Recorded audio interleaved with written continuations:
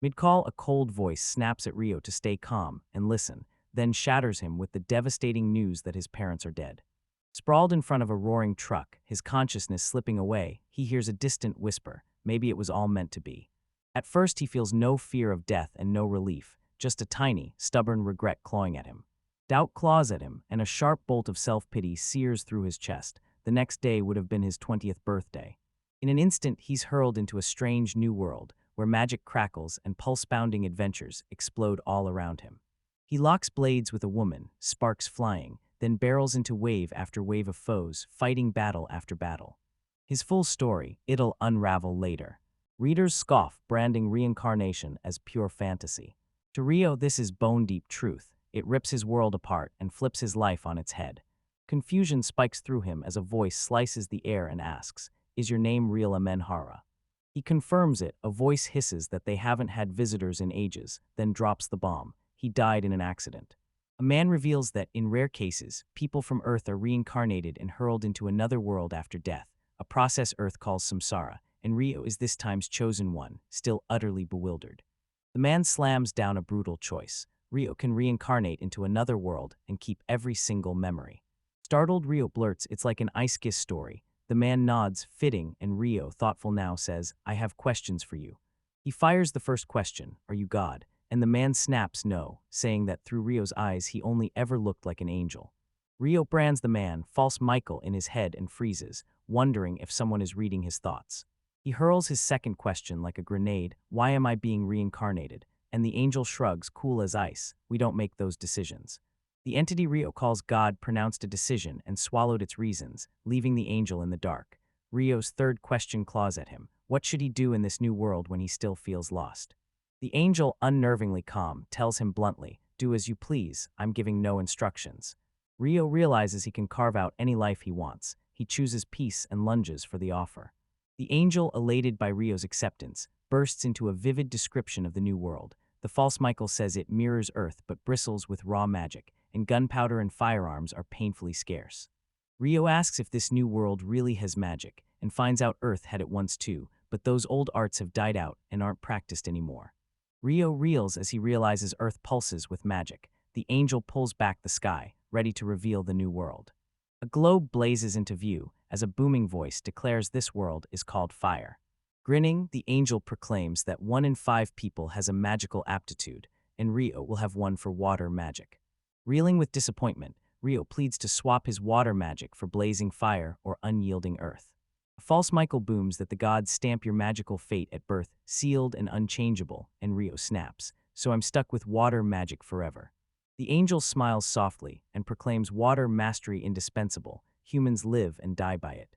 Over 8% of people in the new world can't use magic, so Rio hit the jackpot. Rio realizes water and sodium are survival lifelines, and in a medieval world, never having to worry about water is a brutal, game-changing advantage. Buzzing with excitement, Rio shouts at the false Michael, "Does water magic heal?" The angel snaps back, "Healing belongs to light magic." They'll be gutted and fling this explanation aside. The angel unspools the secrets of elemental magic, reveals that non-elemental magic also exists, and drives Rio to lock his focus on mastering his water magic. He declares Rio's physical prowess is above average, explains that in Fey growth comes from effort, not levels or skills, and Rio asks how to forge his body and sharpen his magic. The angel thundered that, on Earth and in Fey, humans forge strength through steady exercise and practice, and false Michael seals the moment by urging Rio to truly commit to his own development. They promise hard work pays off, and worry claws at Rio as he realizes that without total dedication, he won't thrive in this new world. With the final explanations laid bare, the narrator snaps it's time for false Michael to step up and pry Rio's plans loose. Rio erupts with excitement, shouting he wants to disappear to a quiet, remote hideaway and live peacefully. Grinning, the angel catapults him back into life, reborn in the heart of Rhonda Forest. She loaded him with 2 months' provisions, pointed to the shimmering 100-meter protective barrier around the house, and urged Rio to learn magic so he could hunt. He points toward the beach southwest of the house. Rio can harvest salt straight from the seawater. A cold shock of realization hits him. Having forgotten the crucial question, Rio snaps, "How do you use magic?" False Michael hammered into Rio that he must picture the magic crystal clear in every practice. Mastery won't come overnight, and Rio clenched his jaw, vowed to train harder than ever, and thanked him for the guidance. He jolts awake on a cot inside the plane's cramped cabin. He snaps upright and takes in the cabin's weathered, medieval silhouette. He steps out of the room, and his eyes lock on a sturdy table bearing 2 books, ringed by a few chairs. Ditching the books, he presses on and bursts into a room where a vast bathtub sprawls like a Roman public bath. He breathes a thankful sigh for his private tub. He suspects the fake Michael forged it with his Japanese heritage stamped into every detail, and he can't stop wondering whether the angel is male or female. Moments later, a flash of memory snapped him back to the books. He bolted over and flipped them open. One was a guide to monsters, the other cataloged the local plants. A note from False Michael slams the truth. Food is stored in a silo outside that doubles as a freezer, confirming the angel could read his thought. Blunt comments tore through the room. He didn't have the classic escaprézel skill, and False Michael's warning echoed in my mind. He snatches a knife, straps it to his belt, then rakes the cabin with a quick glance, nothing else of consequence. Ready to step outside, he bursts out and is blown away by the vast, breathtaking landscape. He stares hard at the distant peaks, picturing dragons and savage beasts in every shadow, and vows to keep far away. He drinks in the view, and a gut punch of realization slams through him. He's in another world. False Michael burns with longing, yearning to one day inhabit a physical body and live the tranquil life Rio's leads. False Michael knows in his bones that Rio will someday stumble onto something huge, and as he checks his screen, he freezes when a hidden ability blinks into view, leaving him baffled by how it got there. He's hit by a memory. He'd seen this ability only once before, linked to a girl, when he began working in Reincarnation 10,000 years ago, and he wonders what reusability could mean. The screen erupts with the truth. Rio's hidden ability is eternal youth. Rio, now plunged into a world of magic and swords, burns to unleash his new powers. Water magic is his only skill, and False Michael's voice sears into him. Visualize the spell, sharpen your focus, think only of water. Rio shuts his eyes, then opens them to find water bubbles hovering over his outstretched hands, all exploding through him. Lightning hits him. This is his first time using magic. False Michael's lessons flash through his mind as he watches a water bubble plummet to the ground and realizes spells aren't needed, leaving him to wonder if this world's physics mirror Earth's. He also remembers the angels bellowing that he must be battle-ready before stepping beyond the barrier's 100-meter protection. He won't dare cross that boundary unless he's fully prepared. Only 2 months of food were left in the silo, and her only weapon was the knife False Michael had pressed into her palm. On Earth, charging a wild boar with only a knife gets you torn to shreds, so facing monsters and fays, pure madness. As he fills the bathtub and faces one final weapon option, a flash of clarity rips through Rio. His magic obeys the images in his head, so he steels himself, shuts his eyes, and paints hydrogen bonding across his thoughts. Knowing how things tick ignites his imagination, so he sculpts a razor-thin water lens, forms ice, and even makes water boil and thaw. He crumples onto the bathroom tiles, breathless and spent, as the last spark of his magic flickers out. On the morning of his 5th day, he sears a rabbit plucked straight from the silo. I spotted the fake Michael had left only salt to season the food. The meals were sealed by a chilling magic that kept them frozen. Rio's been sharpening his hunting instincts, turning every hunt into perfectly seared, melt-in-your-mouth meat. He devours the dense beginner books the angel left, soaking up every lesson. Mouth full and eyes on the page, he schemes to master healing, forge potent antidotes, and spark fire without a water blade. As the sun sinks in faith, he sneaks naps throughout the day. He conjures sheets of ice and liquefies them again and again to sharpen his magic. Back at practice, he discovers he can summon ice in 5 seconds flat, but he still can't make it take flight, even though his water always floats during the day.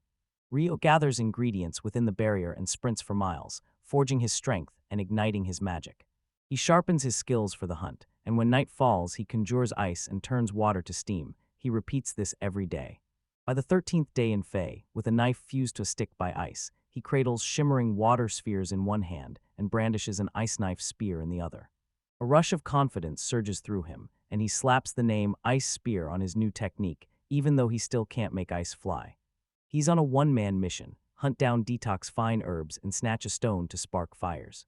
Determination coiling like a spring and excitement crackling through him, he rockets beyond the barrier for the first time to tackle his goals. Spear in hand, he barreled southwest toward the beach False Michael had mentioned. Rio threads through the shadowy forest, picking his way over small rocks and sidestepping every obstacle. He burst from the shadowed woods and froze, breath snatched away by the breathtaking vista unfurling before him. Under the bright sun, a sparkling river slices across his view, sunlight setting its surface ablaze. Riveted by the breathtaking vista, he reaches the river and begins his descent of the mountain he's been climbing, and as he makes his way down, Rio's eye snaps to something on the ground. He drops into a crouch to inspect it. He zeroes in, a glint punches his vision, quartz, one of his goals for the day.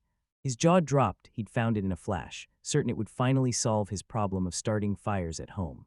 He pressed along the riverbank, veering northeast so his house hugged his left, always in view, always his escape the moment danger flared. He strides on, mind ablaze with visions of phase monsters, daring himself to defeat a few, even as doubt claws at his gut. Rio zeroes in on his second goal, find the detox fine herbs, and scrambles to summon the book's tips from memory. A sharp crack explodes behind him, and he whips his head around. A jolt ripped through them the moment a tiny boar came into view. The creature barrels toward him, and terror pins Rio, leaving him scrambling to react. The boar hurtled in at blinding speed. He flung himself sideways, narrowly escaping its crushing strike. Everyone on the ground holds their breath as he spots the boar bracing to charge again. Legs still raw and unsteady, he locks eyes as the boar barrels straight at him again. His hands slam onto the earth. The path between him and the board freezes into a glassy sheet, and caught off guard the board rockets away, slipping wildly with no control. An idea explodes in Rio's head. He can't hurl his eye spears into the sky, but his current skills might be enough. The boar hurtles at him, smashing headlong into the towering ice spears he conjured. Rio crumples to his knees, utterly spent, relief crashing over him as the impaled boar lies still and dead. After surviving that brutal, life-or-death showdown, he slashed his silafood intake and began living off his kills. He discovers these monsters aren't just beasts, they channel magic, and the stronger the creature, the more devastating the spells it can unleash. False Michael drilled into him that every time he unleashed his magic it grew stronger. Monsters have been honing theirs since their first breath. Rio hones his power, inching closer until he can finally overwhelm them. Each hard step hones his abilities, forging them stronger inch by relentless inch. They seared a massive slab of boar meat over the fire, while the hulking, felled giant boar sprawled behind them. He uncovers the brutal truth. Monsters, not animals, harbor a pulsing magic stone tucked beside the heart, something only monsters possess. He discovers that each monster species dictates its own magic, and Rondo Forest creatures have all but annihilated ordinary animals. Every now and then you still spot survivors, crocodiles slipping through the water and rabbits darting away in a blur. Carnivores still tear humans apart with lethal ferocity. Next to monsters, they barely count as a real challenge. Monsters dominate the food chain with savage strength, and their magic warps the world into brutal, tangled complexity. Rio zeroed in on the new monster. A bolt of recognition struck. The book had already described the creature. The horned bison pulverizes giant crocodiles beneath its hooves and sculpts wind magic into razor gales that turn every charge into a killing storm. Out of nowhere, something came crashing down and cleaved the bison's head from its body. Rio crept up to the fallen bison, grinning as he admired the terrifying power of his new water magic guillotine. He spots something in the water devouring the bison's head. Drawing closer, he watches it tear through flesh at a frantic, terrifying pace. He freezes as realization hits, and Earth Piranha, like fish, is barreling toward the blood streaking the water. Rio trained his water magic whenever he could, honing razor control over his jets until they punched through anything. Only magical shields could stop them. He forged a water saw, a screaming, high-speed spinning disc of water that slices through objects, and rolled out ice rollers to speed manual chores and the processing of hunted hides. Rio hammered his body with the same ruthless discipline as his spellcraft, knowing monsters could strike without warning.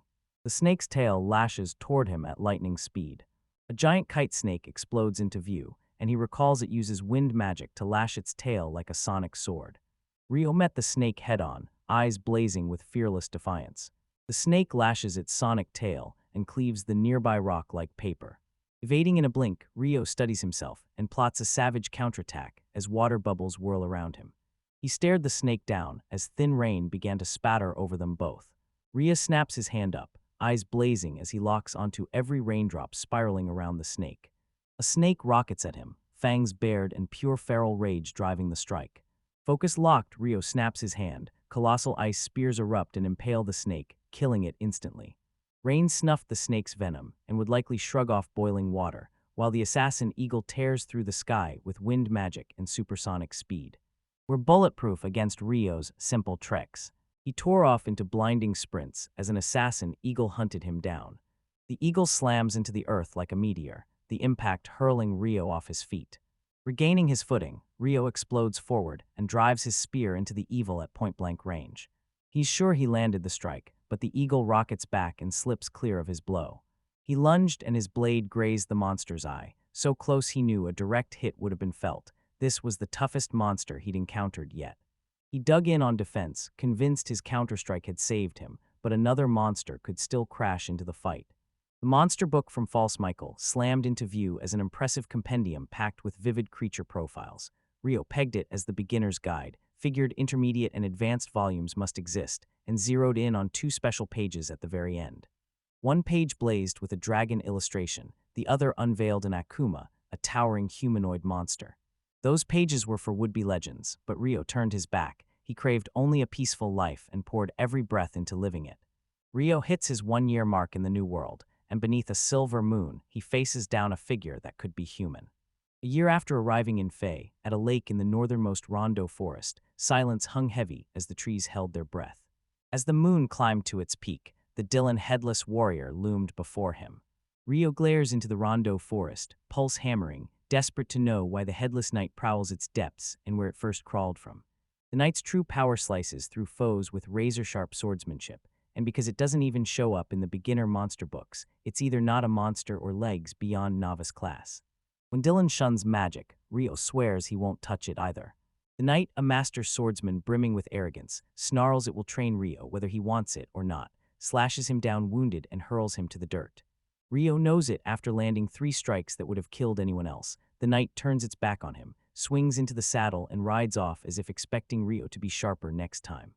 Rhea lunged at the darkness like he could tear the knight in 2, but every swing glanced off, and he couldn't tell if any blow even touched it. His determination swells every day. His first defeat landed in a blink, but this fight raged for an hour. Rio rockets forward now, anticipating the knight's actions with every clash. His ice sword slammed into the knight's blade and shattered completely, spraying a storm of glittering shards. Stunned, Rio gapes at the headless knight. Then the headless knight unleashes a brutal strike that hurls him several meters through the air. Lying injured, he knew he'd landed at least 3 hits this time. Something rears up and the knight freezes, holding its breath for what's coming. It rips its sword free, plants a palm on the blade, and the metal erupts into a blinding, white-hot glow. The sword reforges itself, swelling and snapping into a colossal, completely new shape. Knight thrust the blade into Rio's palm, vaulted onto its horse, and thundered away, leaving him with the new weapon. Nailing, Rio cradled the sword like a master's gift and swore an oath to train harder with his new weapon. After facing the assassin eagle, he knows what he must do to grow stronger. Each morning, he blitzes through 30 minutes of brutal training to forge muscle. He cranks his magic to the breaking point as he sprints and hones his swordplay, and under the headless knight's guidance, he learns his right hand dictates the blade's path. With his left bracing every strike, his strength and speed surge. Round 2 against the assassin eagle, now backed by a partner, erupted, and the first eagle still bore the price of their last close-quarters brawl, one eye gone, and it swore never to be that careless again. Gasping from dodging both eagles' attacks, Rio braced. He'd seen this coming. He unleashed a wild barrage of spells, fire, mirrors, and shadow, and slipped through the evil foe's second surprise strike. The eagle I was watching never expected its partner to plummet that fast, so it banked away and fled. Ray remembered the eagle as the first foe to drag him to death's doorstep again and again. He'd stared down death before, but the one-eyed eagle carved out a fear he'd never known. At last, their third and final showdown arrives. The eagle bursts back utterly transformed, nothing like it was in its earlier battles.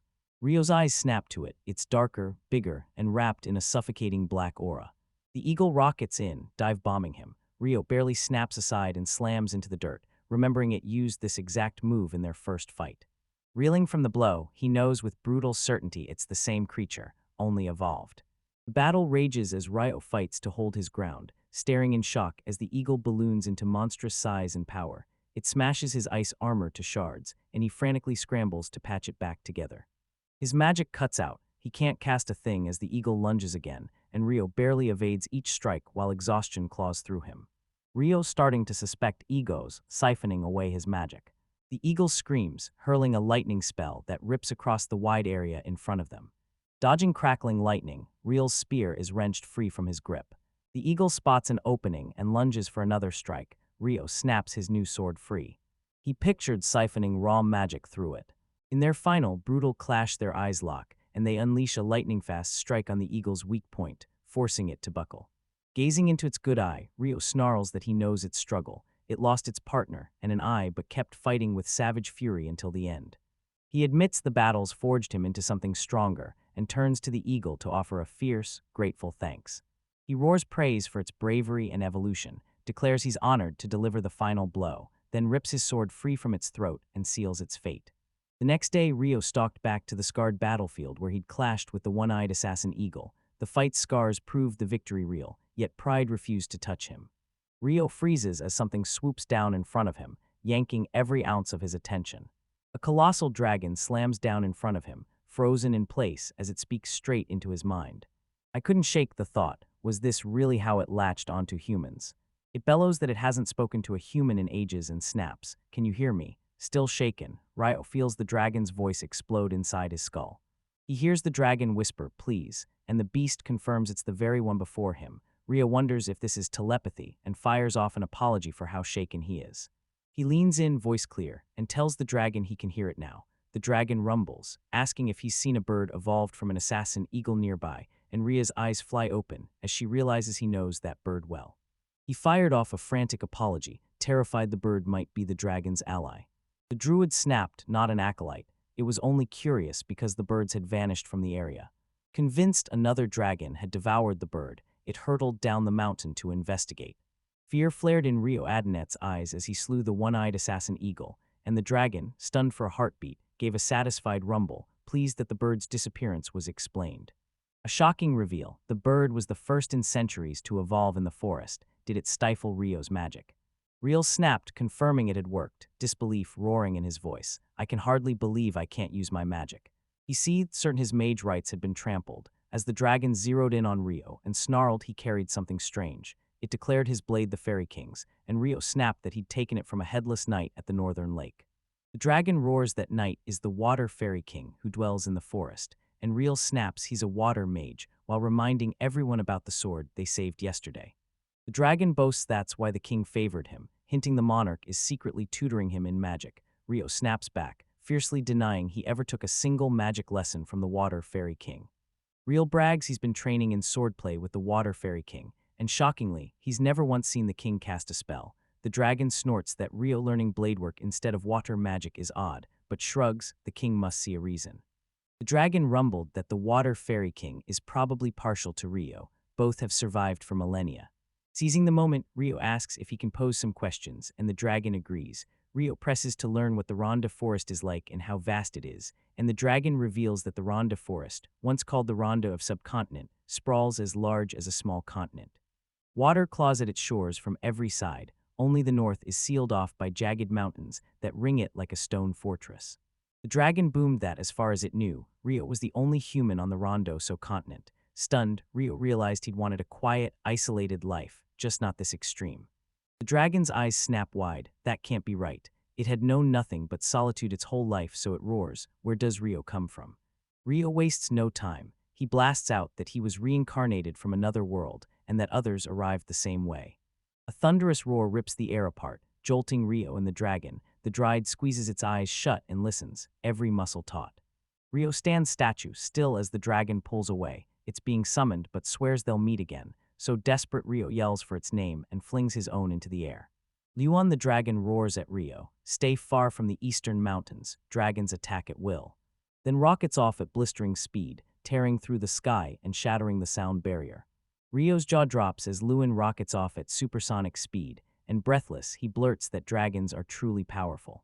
When the dust finally settled, Luan surged into the summoning site. Luan pins Rio with a cold stare, pulse racing. Could this be a man or some evolved, mutated species? Replaying Rio's story in his head, Luan admits he's never encountered anything like it, and the tales mesmerize him. He declares that even after a long life, mysteries still linger, and he can't wait to watch what comes next. Rio stares into the water mirror and freezes. The face staring back isn't a day older. Sometimes his hair shoots out long, and he clips it off the same way he trims his nails. Those nails keep regrowing on their own schedule. Bathing, he stares at his reflection, height and face unchanged, and declares today's mission: go fishing and collect salt. Steam wraps him as his thoughts pull him under in the warm morning bath. At the beach, Rio's gaze locks onto splintered planks strewn across the sand. His eyes lock on something, and he rockets toward it. Closing in, dread hits, a shipwreck looms, and only 3 figures dot the sand. He crouched over the first body, hunted for a pulse, found none, and grimly confirmed the man had been dead for some time. From a distance, Rio's breath catches, as he spots the second man skewered by a jagged shard of wood and knows he's beyond saving. Then he spots a third man in armor sprawled on the nearby sand. Rushing closer, Rio sees the man's right arm shattered and bleeding profusely. Rio crouched, eyes locked on the wound. The massive blood loss screamed that an artery had been struck, and knowing leaving him would mean certain death, he gritted his teeth and resolved to try helping. Eyes locked on the wound, he centers his focus, every breath steady as he weighs whether to unleash his water magic. It hits him the human body is 60% water. If he's a water mage, he can bend blood to his will. Focus razor sharp, he zeroes in on the hemorrhage's source and battles to clamp it shut. Straining, he molds water into a tight ring around the wound, choking off the bleeding. Blood pours at first, then slows, and Rio's chest swells with pride. He'd managed to aid the man. Rio hoists the armored man from the searing sand and cradles him in his arms. Soon he spots a cart amid the wreckage and hauls the man into it to ferry him out faster. Later, the man snaps awake, jolting upright in a place he doesn't recognize. He jolts upright, gaping at the sprawling house around him and wondering, could this be the village mayor's home? He jerks his head to the right and spots his sword and armor leaning against the wall. He bursts outside, spots Rio with firewood, blurts I'm Abel, asks if Rio saved him, and then, voice cracking, thanks him for saving his life. Rio shrugs with a grin and declares he only brought Abel back to his place after finding him on the beach. He confesses he could save only one of the 3 men. Abel soothes him and drops the bomb. They were smugglers. Rio freezes, spins to Abel and snaps, are you smugglers? She suspects him by association since they were together, but she can't believe it. He doesn't feel like a bad person. He watches them chat with effortless ease. A sudden realization snaps into place. Abel probably isn't speaking Japanese, and he credits False Michael for making their words click. Grinning, Rio introduces himself to Abel and presses food into his hands, convinced the man is starving. Still reeling, Abel caught Rio's remark that his clothes were probably dry now. Back on the beach, Rio jabbed toward the 2 empty spots, stunned the bodies were gone, admitted he'd been lucky, then flinched when Abel told him to drop the formalities. Rio said he talks that way to elders, and Abel shot back, talk to me like a friend. During a rare hush, Rio realizes he might have finally made his first real friend in Faye, while Abel stares into the waves, torn between the cargo having sunk or simply vanished, maybe churning in some creature's stomach, and he can do nothing about it. He thinks of Rio and snaps that what he's hunting has vanished from the shore. He must race into the city to send a message to his friends. Rio, unfamiliar with the city, wagers the place lies to the north and warns Abel the journey will be a long haul. Rio warns Abel there's nothing nearby, no cities, no people, and Abel snaps, jaw like iron, that he'll make the journey anyway.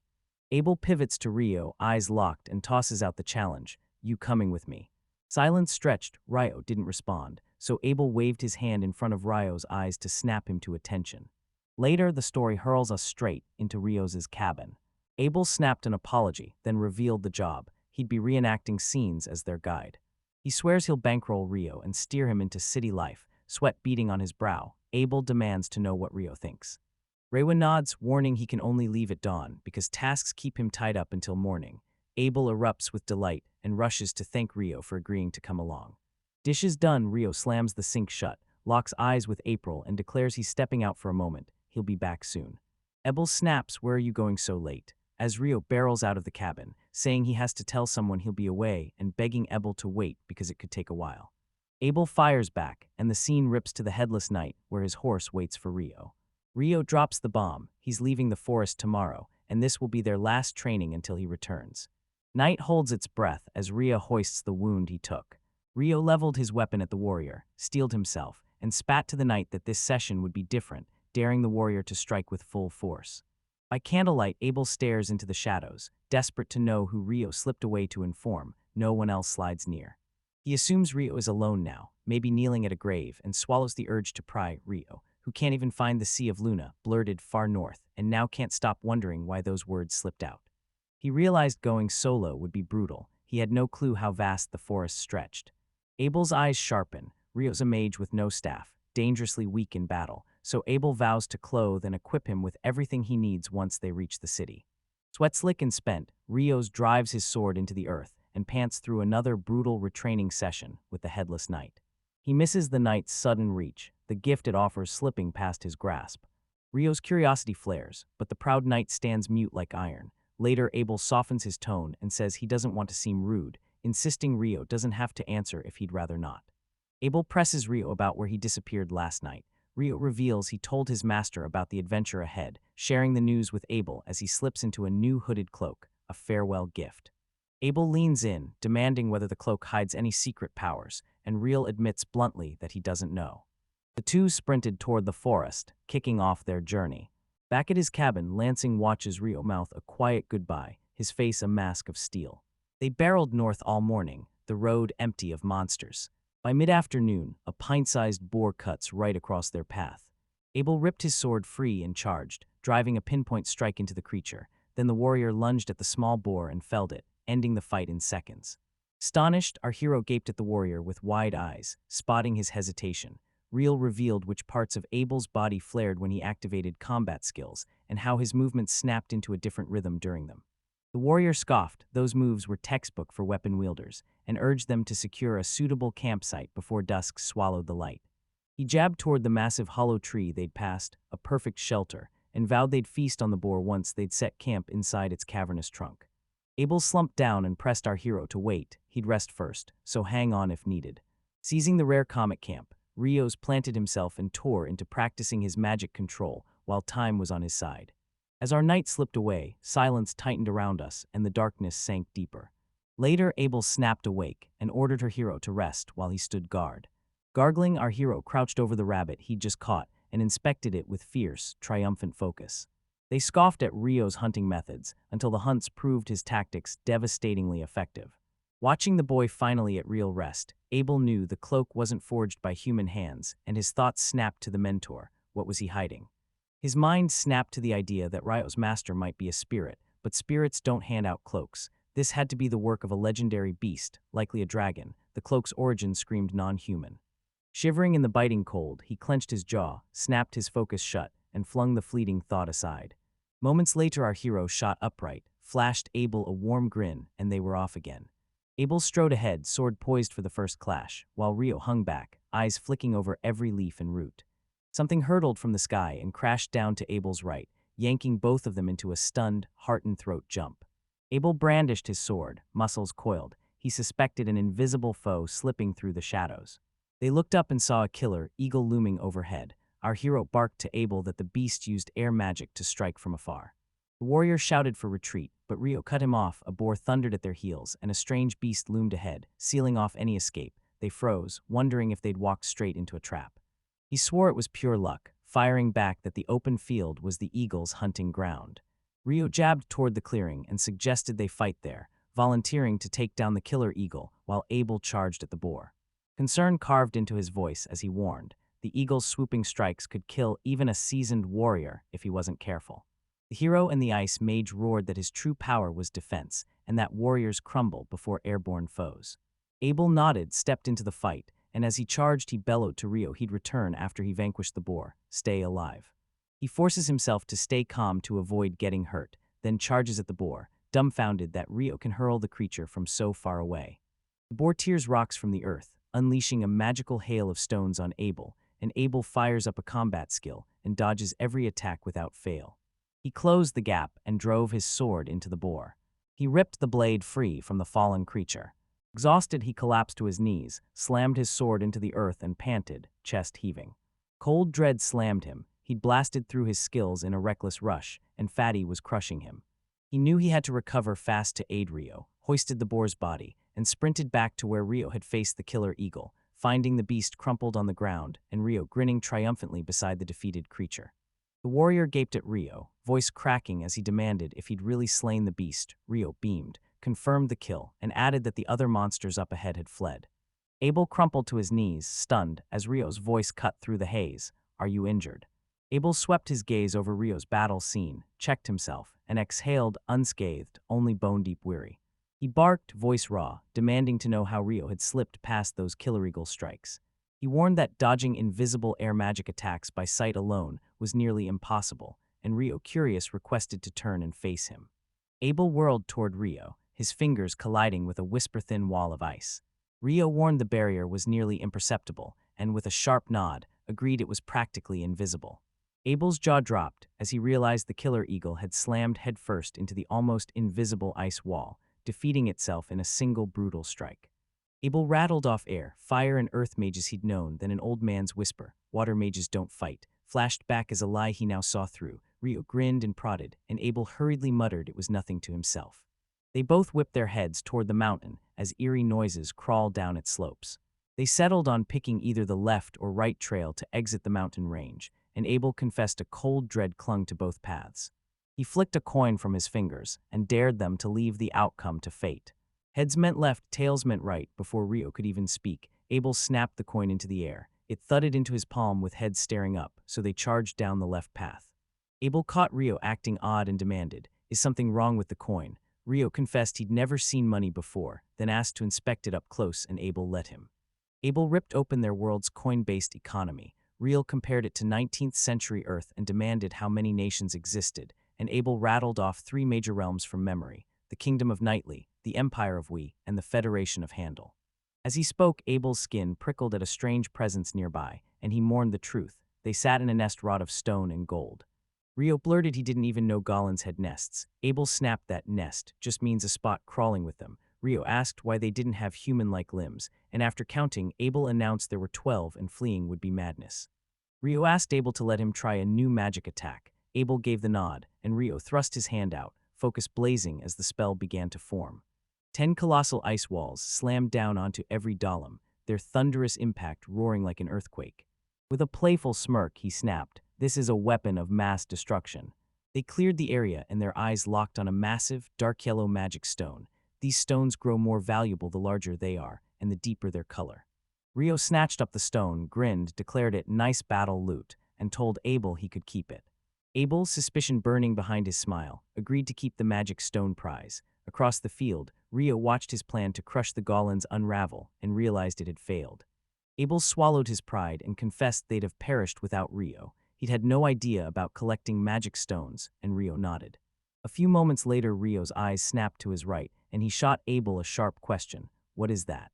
Rio gaped and laughed. "Looks like a massive hippopotamus." Abel named it a behemoth, and Rio grinned. "So, are we hunting it?"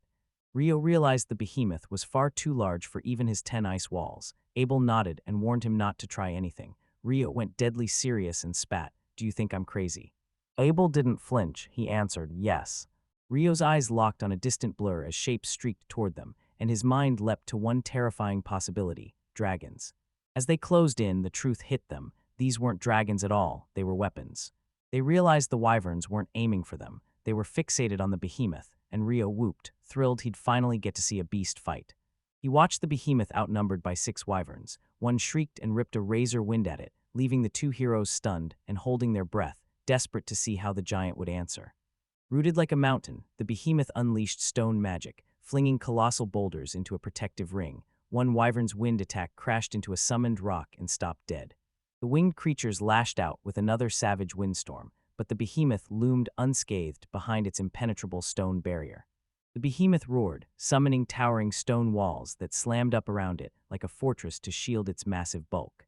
Both the heroes and wyverns froze, jaws dropping as stunned silence swallowed them.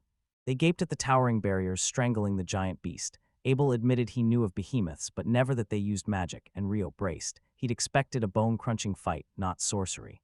The waver coiled around the walls and unleashed a thunderous roar. The behemoth smashed its barriers to splinters and leveled a killing glare at the wyverns. Suddenly, the wyverns and the heroes felt it. The wyverns' wings failed and they slammed into the earth around the behemoth. Rio wondered if the beast had paralyzed them, but he doubted it, and the behemoth roared again, a shock tearing through the ground as the grounded wyverns writhed helplessly. Rio's eyes narrowed as she named it outright, magic nullification, while Abel staggered back, voice cracking, "Is that even possible? I don't know a single human who can do that, much less a monster." Rio shoved him closer to stare. He snapped that the wyverns were clawing to rise but stuck, unlike paralysis, which freezes all motion, and Abel fought to believe his eyes as memories of traps and dungeons snapped back into place. At the mention of dungeons, Rio practically leaped, blurting out if the Kingdom of Mighty had anti-magic rooms, and Abel cut him off, snapping that the dungeons lie in the western province, not in the Kingdom of Mighty.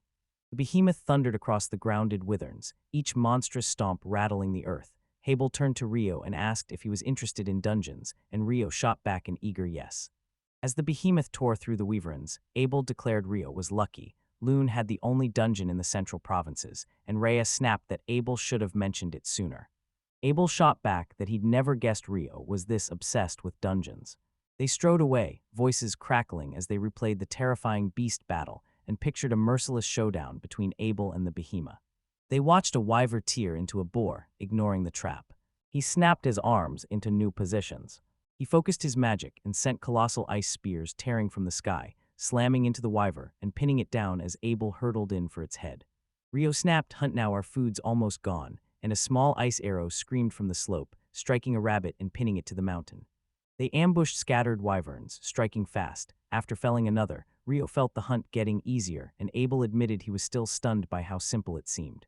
Rio slashed the meat in one swift motion and called out that he only needed to dry it before they moved on. He beckoned to a nearby path like it was an easy out. Abel, wary, snapped at him to stay sharp. The instant Abel spoke, they both whipped their heads left and froze as a giant, ripon-like beast fixed its stare on them. The griffin's gaze snapped to the rabbit meat tied to Rio's waist. Rio flung a scrap to the beast. It gobbled it down ravenously, and Rio grinned, "Guess you were starving." The cheerful griffin bounded up, yanked a rabbit from his belt and hurled it. The beast snatched the food and shot into the sky. Rio jabbed at a road winding behind the spot where the griffin had just been. Abel zeroed in on the signpost and realized it was a path practically screaming for Rio to follow. The Ural Mountains south of the central province rose like an unbreakable citadel, impassable even to the boldest adventurers, and the path that once cut through them carried a name now swallowed by time. Now dubbed the Evil Mountains and crawling with orcs and ogres, the range was notorious. Abel let out a long, shaky exhale as relief flooded him, grateful they'd survived the brutal mountains and were finally heading back toward civilization. Rio leaned in, eyes cutting sharp, and asked, "Are you a ranked adventurer?"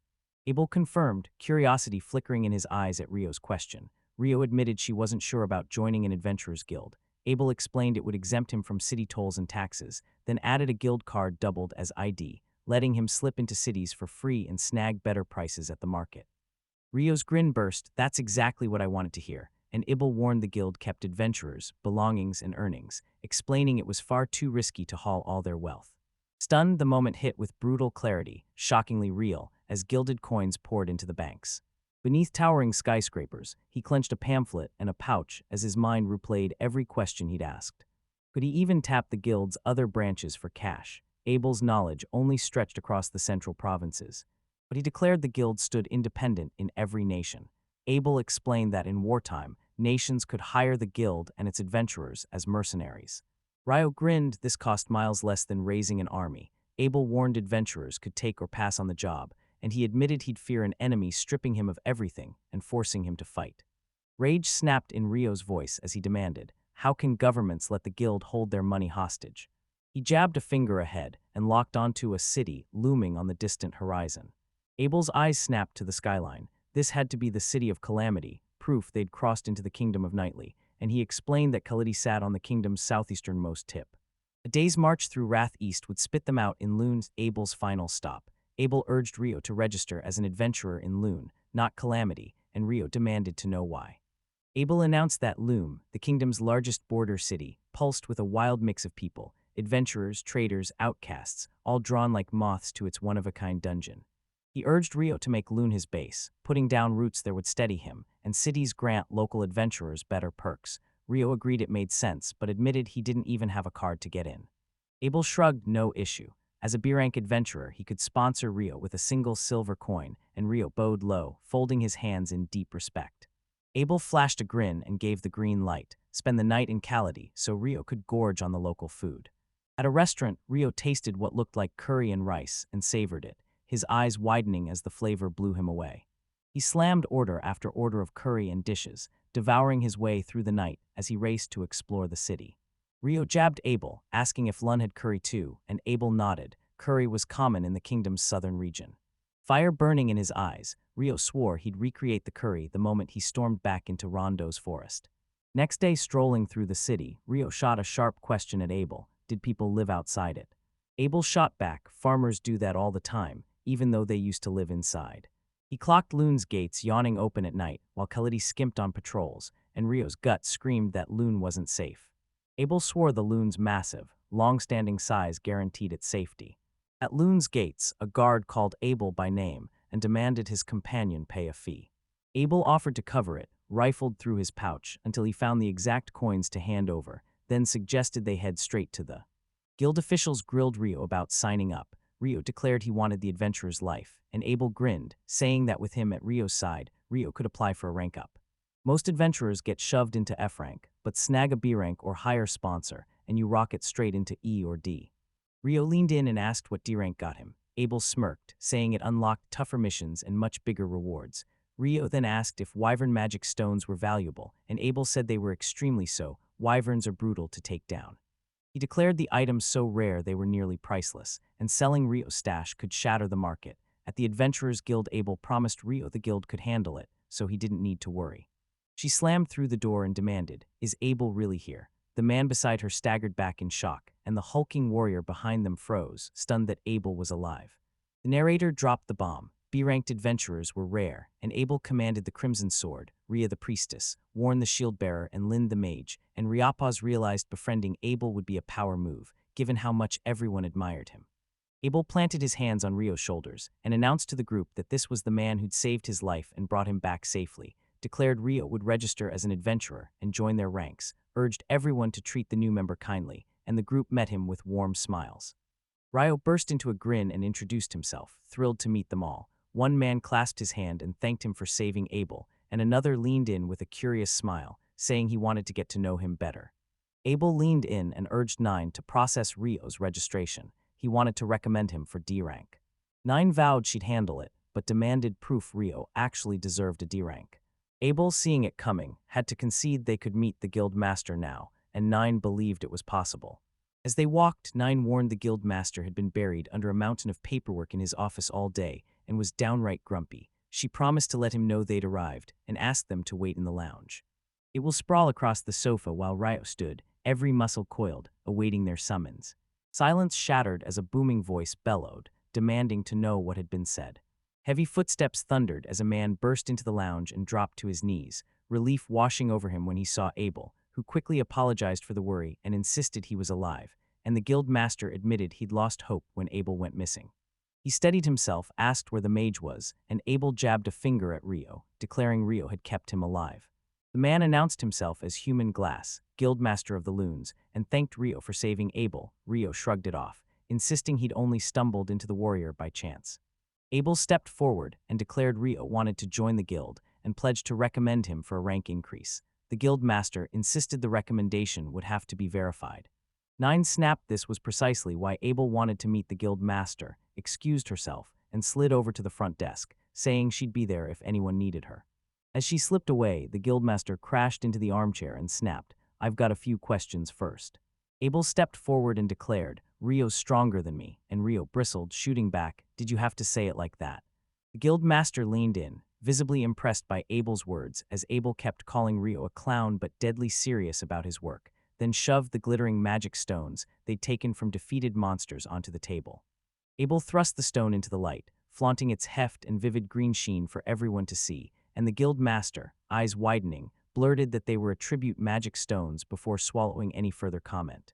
He clocked their massive, pitch-black stones and fired, from the waverings. Abel confirmed and added that Rio had just as many stones as he did. Stunned, the guildmaster thundered, "How did you run into so many wyvers by the city? It'll take every one of us to hold them back." Abel condemned snapped that they'd been hunting them south of the Evil Mountains. The master demanded why they were there, and Abel unleashed the story. Their ship wrecked, stranding them on a wild landmass where they trekked to the mountains and discovered a waver nest. The guild master leaned in and pressed him. Abel squeaked a shy confirmation that he had a plan to use his contacts to sell the stones without crashing the market.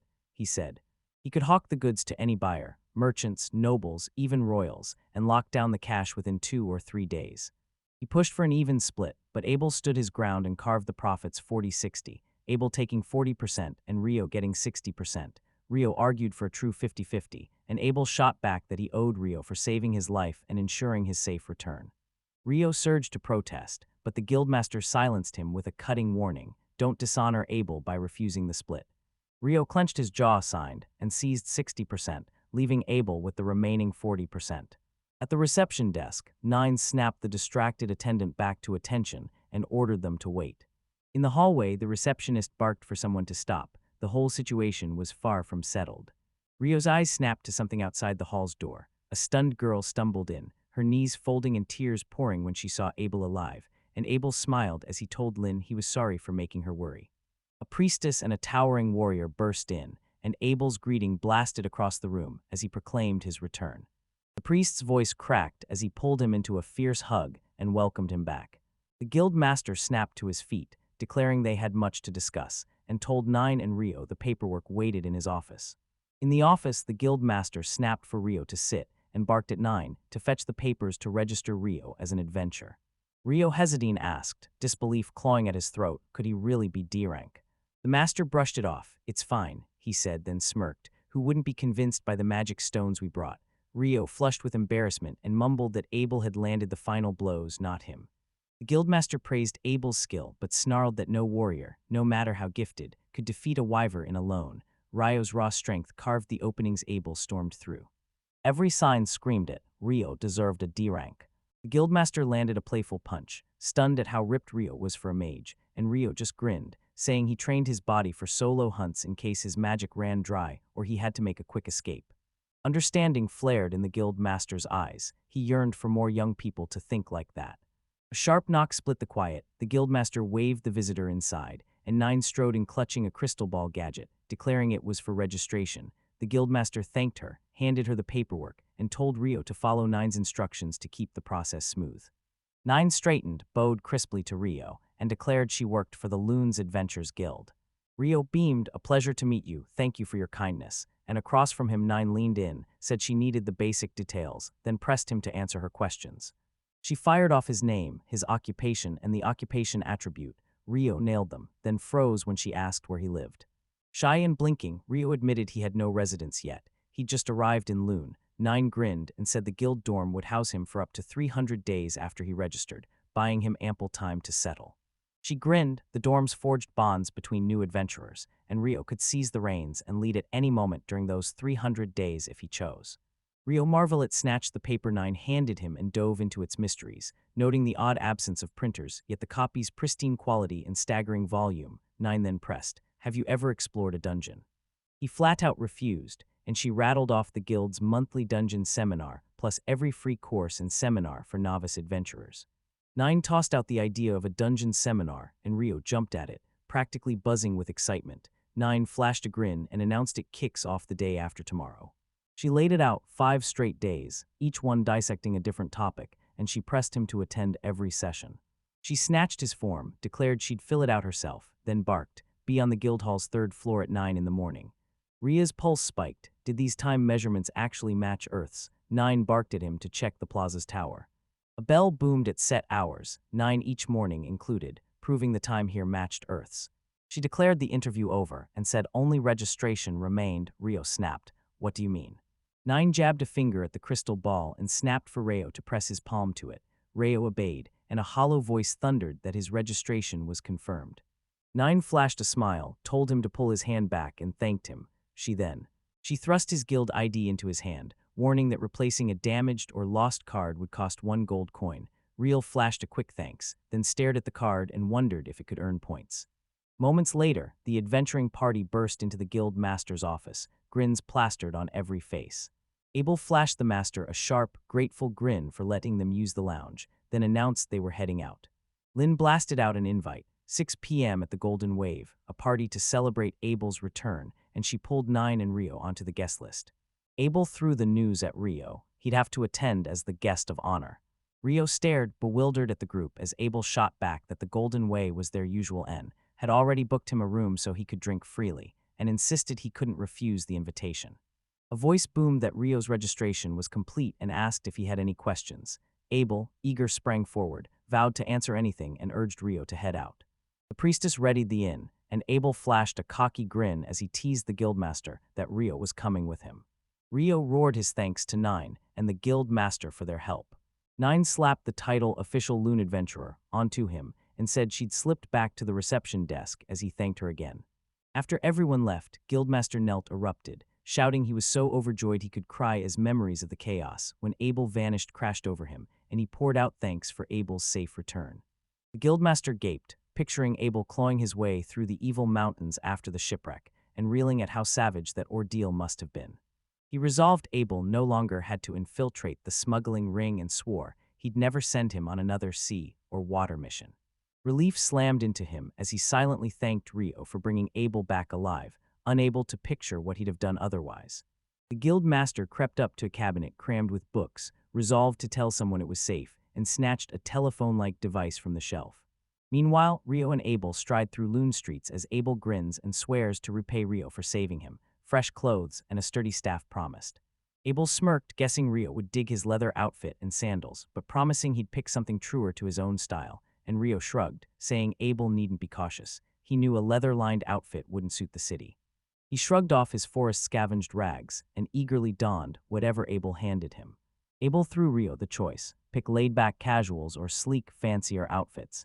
As they walked, Rio shot him a sharp look and barked, "Why drag a staff into clothes shopping?" Doubt flared, did mages even require one? Peeking out of the fitting room, Rio declared he didn't need a staff to wield magic. Hybel smirked that a staff amps your power and wondered how lethal Rio would be with one, but Rio, still buttoning his shirt, snapped he'd never touch a staff and trusted only his sword in close-quarters combat. Abel's jaw dropped and he snapped, "Rio, do you actually know swordplay, or were you talking about that masher you haul around? It's not a real sword." Rio's heart jolted. Had he already hashed this out with Abel?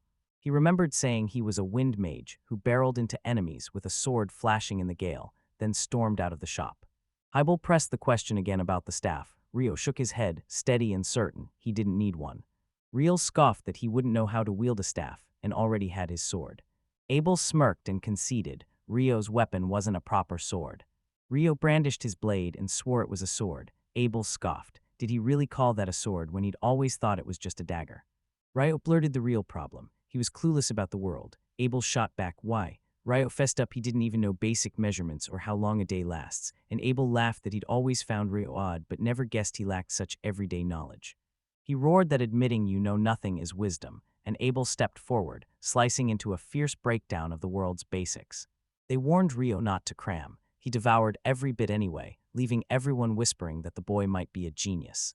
Abel urged them onward as they reached the Golden Wave Tavern, snapping that Rio wasn't ready to drink.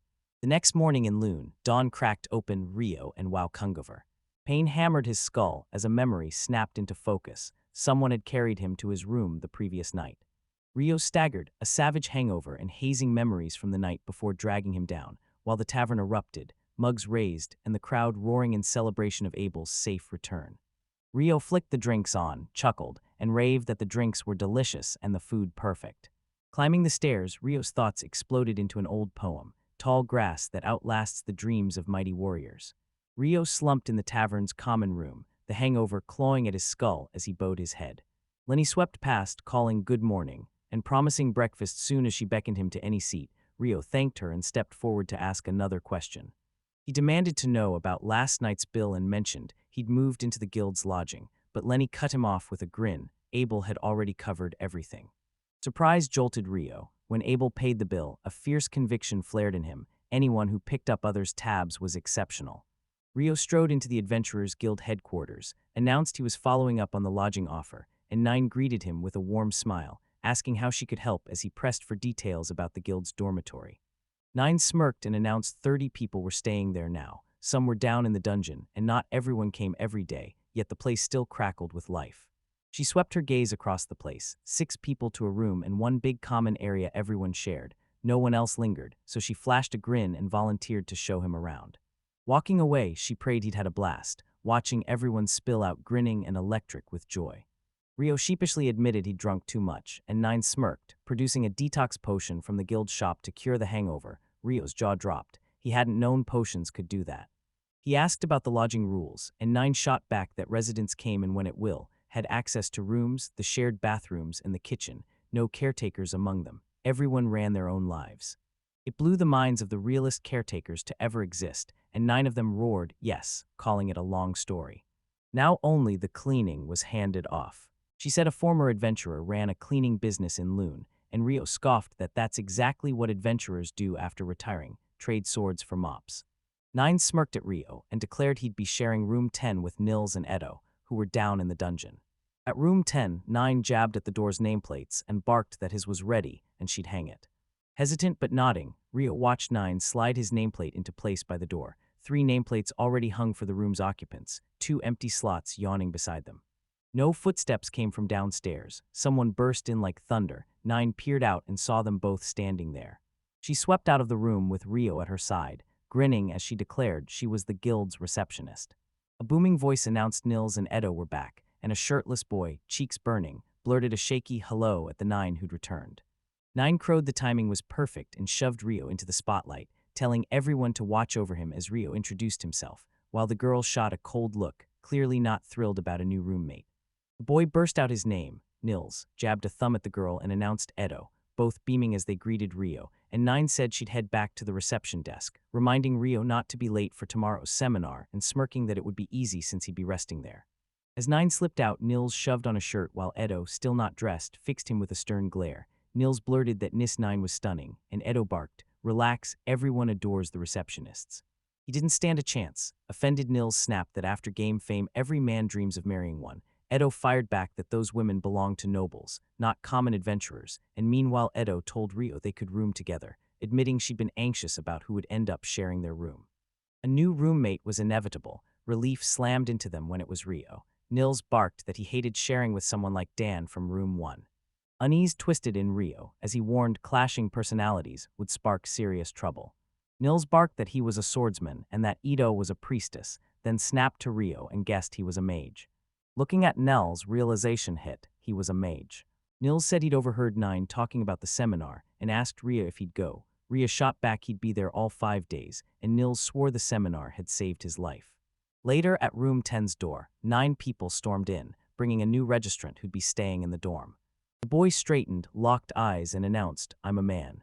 Nils strode forward, introduced himself, and named the others Rio and Edo. 9 announced a man would attend the seminar too, suggested that he and Rio go together, then waved goodbye and walked away.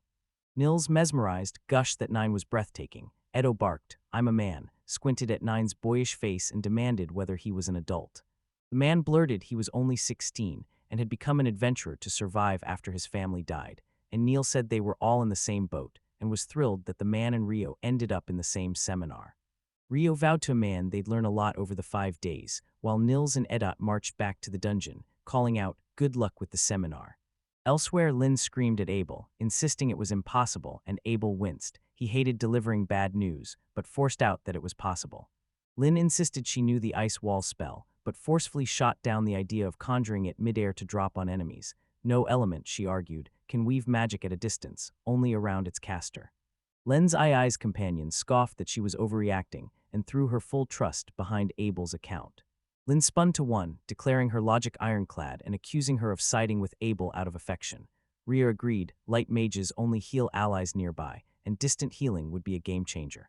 Abel shot back that he was only recounting how they'd pried the yellow magic stone from the Gaul, and his companion Ini the stone snapped, "What are you going to do with something that huge?" Abel said he could sell it, but warned splitting the profits would blow up the moment Rio's name surfaced, and he added Rio's registration in loan didn't tie him to the Kingdom of Knightly. Other realms would try to recruit him. Linda Greed's eyes widened. If even half of Abel's claims about Rio were true, he was extraordinary. Abel seethed as his friend's doubt stung his credibility, yet he warned Rio might slip away from Luan for another city. Rio warned that move would strip Luan, and the Kingdom of Knightly, of a vital asset, snarled that Rio joining the Empire would be a disaster, but Abel shot back that Rio wouldn't. The Empire didn't suit him. Rio demanded, "What do you mean?" Lynn shot back that the Empire was the Kingdom's only rival, and Abel explained Rio just thought the Empire's name sounded uncool. He despised it and swore he'd never set foot there. Confusion clouded them, so they yanked the conversation aside, insisting they only took ordinary missions they couldn't refuse because they avoided the dungeon, and Abel thanked his friends with fierce, heartfelt sincerity for their efforts. Rio whooped that he'd come back safe, they divided the spoils into 4 shares and pressed him to check his cut later. Abel froze and yelled, "Hold on." As the agreement hit him, he argued it wasn't fair to include him since he'd been absent and demanded a 3-way split, but his friends snapped no, that's how their group worked. It hit Abel, he'd raked in coin, but he couldn't cram every magic stone he'd looted from the monsters along the route into his pack. Abel said he slid the magic stones into the guild master's hands to sell, vowing he'd split the profits with his friends. Their jaws hit the floor as they demanded to know how he'd amassed so many stones. Lynn's suspicion flared. Had Abel helped another group? Abel snapped no, reminding her he'd said they'd smashed Wyver and the forces south of the Evil Mountains on the way to Luan, because leaving them alive was too risky. Lynn, still reeling, demanded proof that Abel and Rio had felled the Wyverns. Abel confirmed, recounting how Rio hurled ice spears into their wings while he smashed their eyes after the beasts crashed down. Lynch's brain scrambled as Rio lanced ice spears into the Wyvern's wings. The beasts wrapped themselves in air barriers, and the shields held, proving the tactic worked. Lynn snapped that not even Master Hilarion could wield magic this potent, then admitted there was only one person she knew whose power might match it. Abel dropped the name, the Empire's infernal mage, the legend who turned 1,000 kingdom soldiers to ash with a single hellfire strike. He felled a Wyver with a single, thunderous blow and pulverized the rebel force barricaded in the city. A grin split Abel's face as he confessed he'd never dare face the Inferno mage in battle. Abel confessed he wouldn't dream of fighting Rio. He'd seen Rio fling magic with no chance of failure, shout those flashy made-up names that screamed his personality, and with silent, lightning-fast spells Rio was a terrifying force. Abel clenched his fists and admitted, voice raw, facing Rio's ice wall, he wasn't sure he'd break through, not even if he unleashed his empowerment strike at full power. Rio unleashed a storm of ice spears from behind the wall, and Abel's mind slammed shut. No tactic could win. Everything cracked wide open the moment Rio spoke as they reached Luan. He remembered Rio striking a smug pose with his sword and bragging he could win up close, and the thought wore Abel down until he snapped it wasn't funny. He couldn't imagine beating Rio, not even with magic. Rio's shredded foes up close. His hand-to-hand skill was an anomaly. Alongside the Empire's home age, the story explodes. If this video fired you up, slam that subscribe button. I'm your host, I'll see you next time, bye. They learned fast that making a mage your enemy invited nothing but ruin. Day 5 of the beginner dungeon seminar dawned. Someone's prompt lit a fuse under Rio. He asked his question like a cannon blast. Rio shot them a quick thanks, then fired the question. Was there any teleportation device that could fling him back to the last dungeon floor he'd cleared? Silence slammed the room, every eye pinned on Rio as he stood there, mouth agape. The instructor's eyes flared as he praised Rio's knowledge, confirming some dungeons really did hide those mechanisms. He dropped the bomb. Luan's dungeon had no such feature. Every other dungeon picked exploration up exactly where it had left off. He fessed up that he didn't know the technical details, and Rio smiled, thanked him, and brushed it off, saying it was fine. After the seminar, a man strode ahead of Rio, scowling like a brewing storm. Rio flushed with triumph, he'd guessed it. Luan's dungeon had no teleportation, and savored the win. An impressed man said so, but Rio, suddenly shy, brushed it off as just a little quirk. The gates slammed open with a deafening clang, throwing into view a fortified room sealed behind iron bars. The instructor warned monsters ripped free every few years, so the bars stood like a last line, keeping them from pouring into the city. He painted the twin gates, names, dates, and entry times etched into the registry, and anyone who didn't return was flagged missing. The instructor slammed his ledger shut and roared that he'd recorded every student's name and entry time, officially marking them present. Rio's eyes snapped to the nearby ground as the mud trembled like a heartbeat. Spotting the man's panic, he barked, "Relax." Rio closed the gap and urged deep breaths. Amun obeyed and said he felt a little better, though Amun still looked pale, so Rio pressed a steady hand to his shoulder and promised they'd be okay because they were all together. They burst through the gates and plunged down a shadowed staircase into the dungeon's depths. A men's wallet snapped rigid, then began the descent of the... They hit the first floor and someone gasped, "This place is massive." The instructor boomed that only weak monsters prowled the first floor, safe enough to explore, yet anyone who failed to return within 2 hours would be declared missing and temporarily barred from re-entering. Shoulder to shoulder, Rio and a man surged forward, weapons leveled and ready to strike. In a flash, Rio launched presence, while Amun plunged into frenzied panic. Rio's voice stayed calm. The target was a minute away. She'd lock it in ice with her magic, so the man could strike with his sword. He vowed to a man they'd be fine if they stopped the creature before it struck. Plunging deeper into the cave's gloom, they heard a sudden clatter. A soldier burst into view, and Rhea froze. She recognized him from a book. The beast barreled forward, then slammed to a halt right before the heroes. Rhea saw it couldn't spit acid. He barreled around to flank it and went straight for the head. He snapped a sharp nod of understanding and braced himself to step aside. He stole a quick glance at Rio and swore he'd give it everything he had. Rio unleashed a whirl of ice magic and shouted the signal to launch the attack. He thrust his hand forward, his voice roaring as he chanted the spell. Water bubbles swelled above the soldier ant as Rio summoned ice to strike. A barrage of jagged ice spears ripped from the sky and drove the creature flat, pinning it to the ground. Right then Rio screamed for Almond to circle wide and behead the ant. The man agreed, launched himself, and slammed into the creature's side. With a razor-quick slash, the swordsman severed the ant's head clean from its body. Rio flung his arms skyward, whooping in victory, while Ammon stood rooted, bewildered by what had just happened. A month gaped at the fallen soldier hunt, yelling to Rio that he'd done it, and Rio hailed him, calling his performance superb. Rio strode up and urged him to take the ant's magic stone as the trophy for his first dungeon victory. He gaped, incredulous, "You sure?" And Rio confirmed, saying adventurers earn rewards that way in dungeons. Almond swore he'd never forget that, then asked if they should head back to the meeting point. Rael explained the slugs would devour the fallen beasts, scour the dungeon clean, and that every victory would forge real confidence. Both slammed their fists into the air, whooping in triumph after crushing the soldier ant on their first dungeon run. The man admitted he only landed the final blow because Rio had pinned the beast, and Rio scoffed before praising his swordsmanship and telling him to stop selling himself short. Nils cut them off, roaring that who'd done what didn't matter. Celebration mattered above all. After wolfing down food and drink, Edo and Nils vowed their team would storm the dungeon for the next 2 days and tossed the question to the boys about their plans. A month snapped that he'd keep exploring and would scout for parties to join, wondering if finding willing teammates would be easy. He flinched at the idea of teaming up with strangers, while Rio hung back, silent and turning something over in his mind. Then Rio spun toward a man and fired the question, "Want to form a party and push up to the dungeon's 3rd floor?" Frilled leapt at it, eagerly agreeing to team up with Rio. Ants swarmed the 1st floor, the territory usually ruled by bats, and Nils says he'd run into them there before. Ado's memory snapped into place. The GIL had been getting reports of ants on the 1st floor for the past 6 months. Reports flooded in. Ants had overrun the dungeon's 1st and 2nd floors. Nils stared, baffled why the swarm had appeared. Ado's voice cut in. This had happened to them before, and the dungeon was still unmapped. Abel barged into the chatting group, explained the ants had tunneled so they could dart between floors, then marched to Rio T's table and called out that a veteran shouldn't be tricking newcomers. Abel shot back, swearing he'd only been answering honestly. He swaggered up, asked if these were Rio's roommates, introduced himself with a grin, and teased that Rio was a powerhouse with odd quirks. Rio snapped that if Abel was trying to rile him with that nonsense he'd bite, while Nils squinted, Abel's name nagging at his memory. Memory cracked open in Nils. Abel was the Crimson Sword. He sprang up, declared himself a swordsman, and thrust his hand forward, burning for a handshake.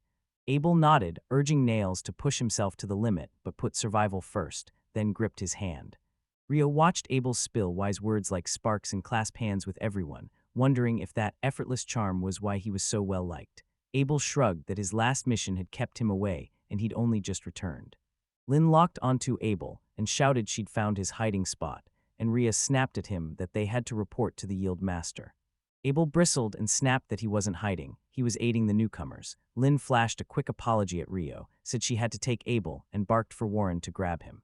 Warren lunged for Abel, but Abel snapped he could walk himself. Lena apologized again, insisting they had guild business, and Rio said it was okay.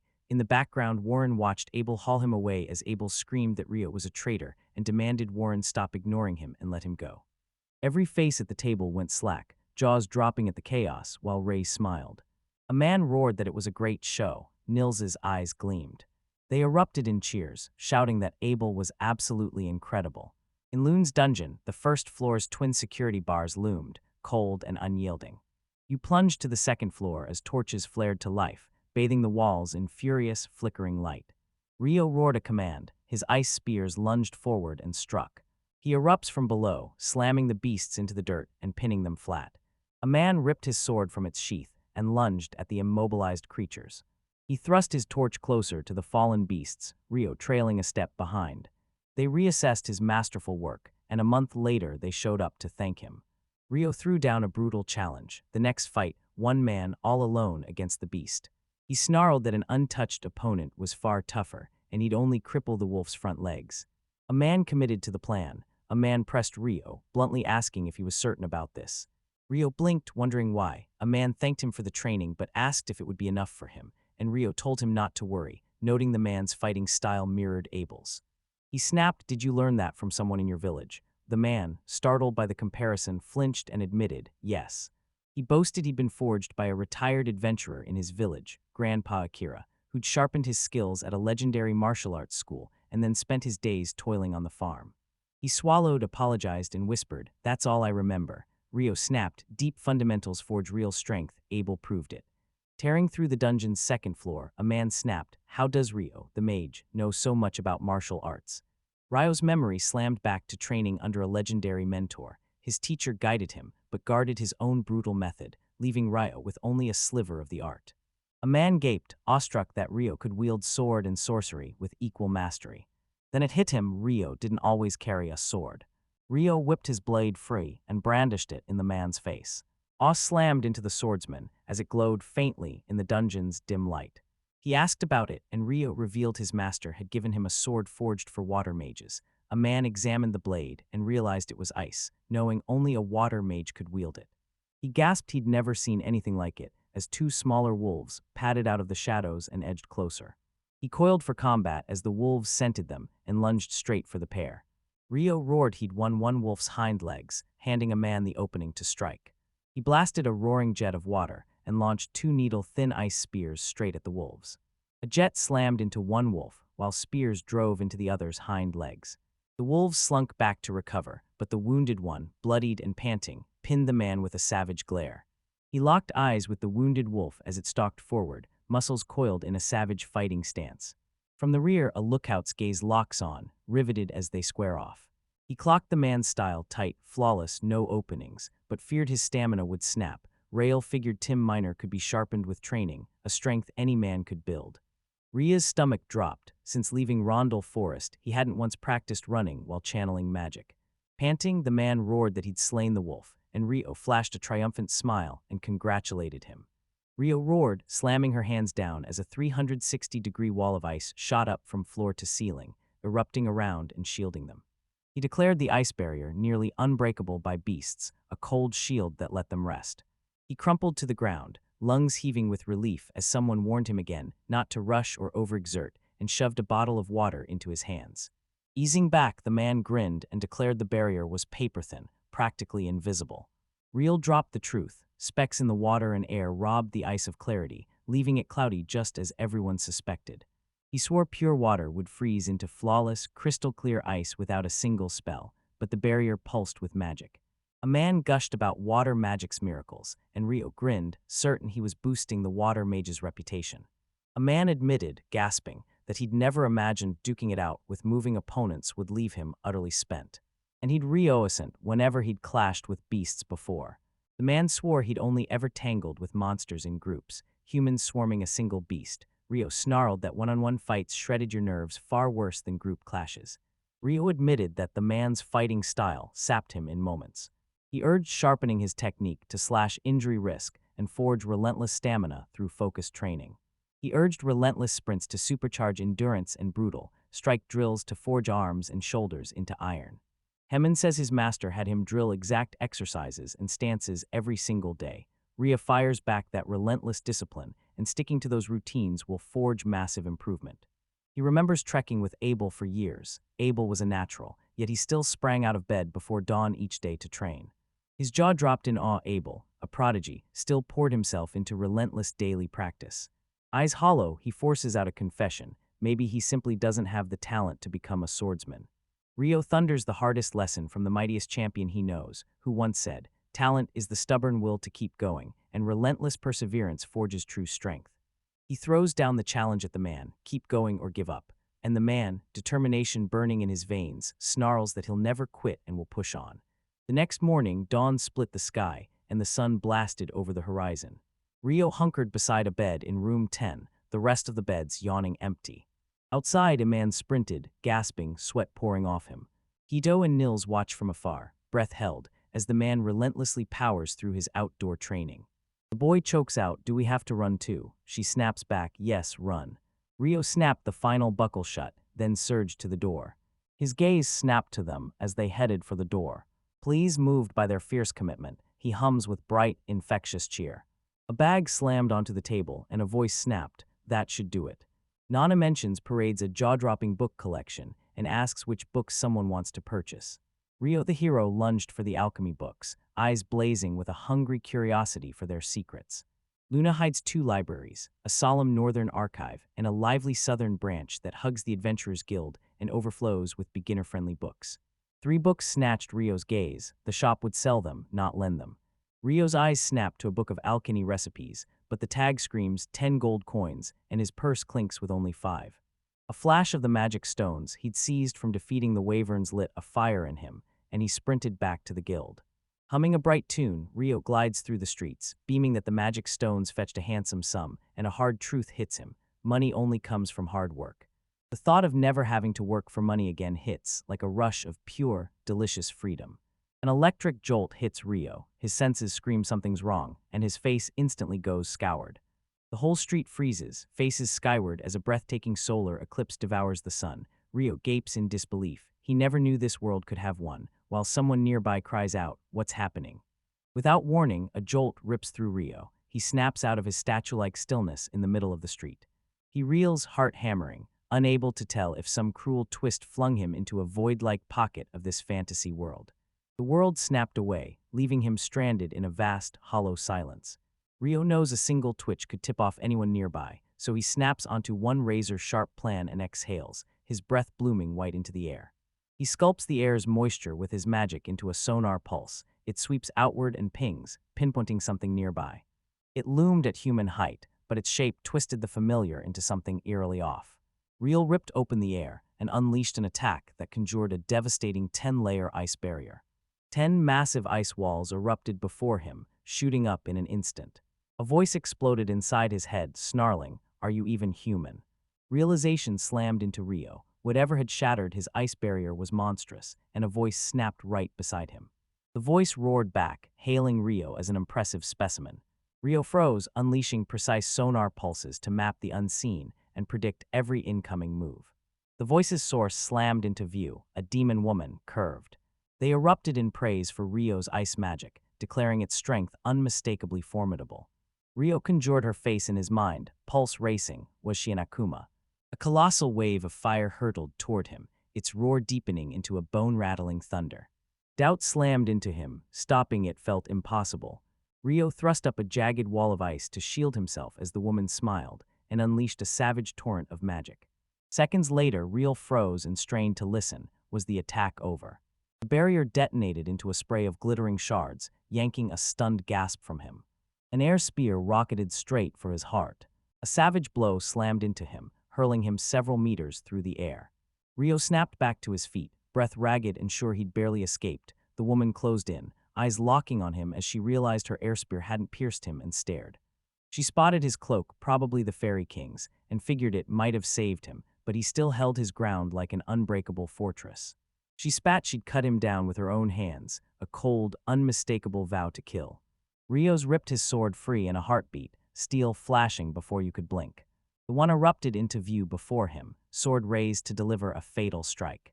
Rio scraped a hairline dodge, barely a breath to react before she unleashed another devastating attack. Their swords crashed with savage force. She grinned as she deflected Rio's strikes. Mid-duel, they unleashed their magic in the exact same heartbeat. Their powers slammed together in a blinding burst, unleashing an explosion that hurled them off their feet. Their attacks froze as the woman seized the gap to praise Rio's breakneck spellcasting, crowing that he was a monster. Rio snapped when she spat she'd rather not be called heat. Realizing he'd understood, she marked him dangerously perceptive. Another explosion rent the air. The Akuma swore to kill him, and their swords met again. Dread exploded in Ria, had she already been trying to kill him. Mid-clash, he summoned a jagged spear of ice and launched it straight at her. She snapped the spear aside with a single, effortless flick. Rio seized the opening and unleashed a whirling barrage of ice spears around her. They all fizzled out. They locked eyes as the mist from his water magic dissipated. She sneered at Rio and spat, "Is that all you've got?" He shot back, not even close, and Rio unleashed a merciless hail of ice spears straight at the Akuma. Then corrosive water jets blasted out. She slammed up a barrier, siphoning every last ounce of his water magic to halt the assaults. Rio ripped the clouds open and unleashed a deluge that drowned the city and crashed onto the Akuma. The woman grinned, thrilled that the one blocking Rio's attack stood in the rain. Her skin prickled as the falling water twisted strangely. The instant Rio's barked, "Boil." The Akuma howled in agony as rain boiled on her skin, scorching her flesh. She cried out, a raw, shattered wail. She zeroed in, every muscle primed to unleash her counterattack. A colossal blast ripped outward, encircling the Akuma in a roaring ring of fire. They surged in, and Rio skidded backward, narrowly dodging capture. Panting and spent, Rio locked eyes on the Akuma.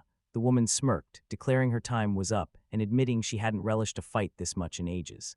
Rio snarled for her to leave. Watching her wounds knit shut, she grinned that Rio relished the fight too and admitted she couldn't control the space the eclipse had torn open.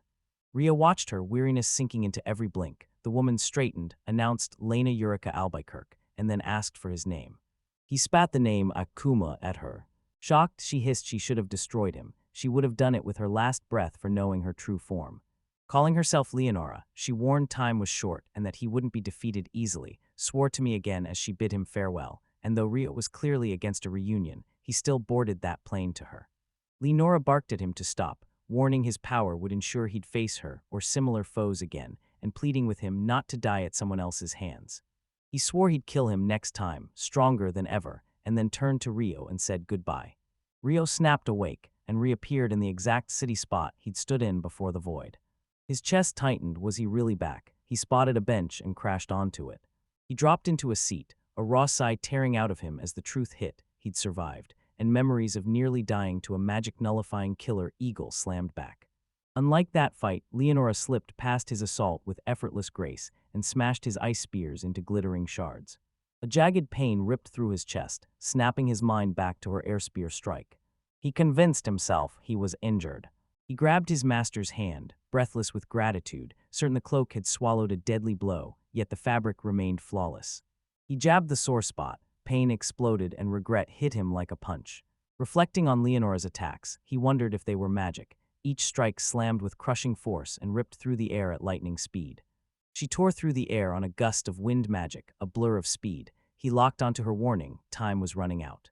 They trace it to the solar eclipse. The fight space ignites only in that shadow, shredding them while the city stands untouched.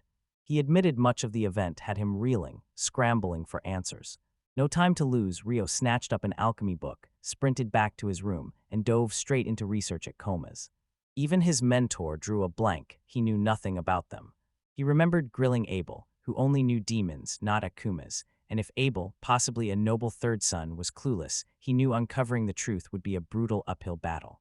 Rio planted his feet, resolve like steel. He'd buy the book and bolt for the dorm.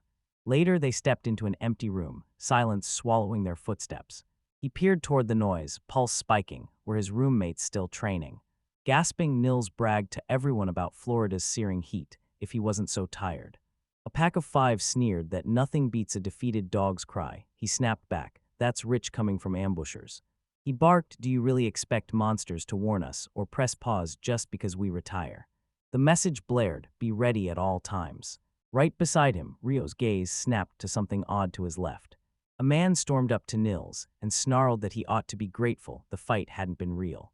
Nils hurled a curse at him, but Rio sneered, anyone who drops their guard only has themselves to blame. Spears erupted from the earth, lancing toward the men's backs. The man beside Nils watched in horror as his friends were struck. He strode forward, raw and unflinching, and told the man demanding answers that he'd driven ice spears into his friends' backs. The man hurled a curse at Rio, but Rio shut him down mid-spit, snarling, never let your guard down. He sneered, want me to warn you before I strike. The man had already warned Nils about monsters. Rio snapped this was the price of their carelessness, and Nils rumbled, clearly annoyed. Pointing out they'd been sprinting every morning and would switch to weekends to conserve energy, Rio called out to the man, who stood there dumbfounded. Nils zeroed in and barked, that's Dan, room 4. Rio locked onto Dan and demanded what he'd do next. With his friends frozen in shock, Dan might bolt, shame burning his face. Dan ripped his sword from its sheath and swore he'd never back down, and plunged headfirst into the chaos, paying no mind to the danger. Rio slipped aside and slammed the sword's hilt into Dan's ribs. Dan crumpled to the ground, agony ripping through him, and Rio shot back to his friends. Rio Fahid's armored fists pummeled Dan harder, but the hilt still slammed into him and carved out brutal damage. He confessed he'd nearly died earlier, adrenaline still coursing from that fight, then rolled up his sleeve and asked Edo to heal his wounds, bearing the ugly bruise from his Akuma battle. Edo inspected the wound, grimaced at how severe it looked, declared the bones intact, but the strike had been brutal. She snapped that a blow closer to his heart would have killed him, no healing spell could have saved him. Rhea exhaled like a war-weary survivor, grateful to be alive. This is what barely surviving looks like, when Edo asked what he fought. Rios flashed a sly grin and teased he'd save the rest for another time. Dan hunched over, agony racking him from Rio's blow, right nearby. Rhea replayed Leonora cornering her earlier, then watched herself breeze through rank adventurers. The stark contrast with Serd hit her like a cold slap. Later in that rotten house, Nils's voice cracked with raw gratitude as he thanked Rio. He boasted his split-second arrival had snatched them back from the brink of humiliation. A man gaped. They moved shockingly fast for a mage. Rhea shot back that modern mages could move like that. Nils snapped at him to quit teasing a man, and the group burst into laughter, sinking deeper into the warm bath. In the central province of the Kingdom of Nightly, Luan rose as the sprawling, dominant city along the southern border. And the Adventurers Guild canteen, roaring with clinking mugs and veteran swagger. Nils blurted that he, a man and Edo were assembling a dungeon party for the next day, and they'd invited Rio, who declined, apologizing. Rio unveiled the head plans in the city. Nils smirked. He'd expected it. Rio's instant D-rank tag and the way he steamrolled Dan proved his roommate right about the massive power gap. Powerhouse adventurers turned dungeon runs into a breeze, but they strained both the veterans shouldering the burden and the rookies pushed past their limits. The guild urged teams to match by strength, but Rio, an outsider, burst onto the scene already stronger than most rookies, a wild card the guild never expected in the dorms.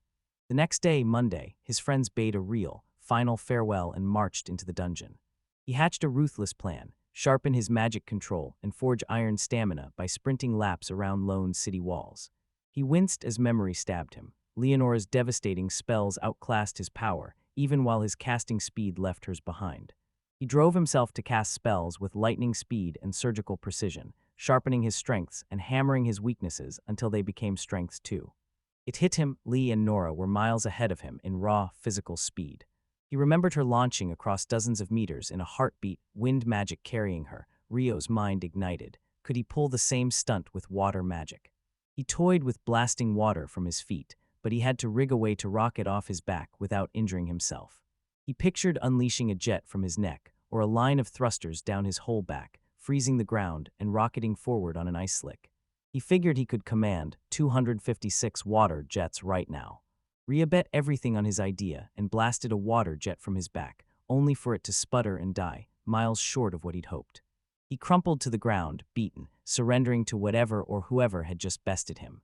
He feared he wasn't ready, yet he wrangled control of 1,024 roaring jets, and hope exploded in his chest. Meanwhile, down in the dungeon, Nils jabbed a finger at Edo and said hunts become lightning fast with another swordsman. Goblins fall in seconds. Immense sneered, calling them easier than wolves because they were painfully slow. Nils snapped break and urged everyone to lick salt in water. A man froze. He remembered salt being mentioned yesterday, but couldn't recall the context. It wasn't about performance or healing magic, Nils declared, grinning. It was a village tradition to recover after a hard sweat. Concerned for Amon's wounds seared Edo, he shot over and collapsed beside Nils, breathless at how razor-close the fight had been.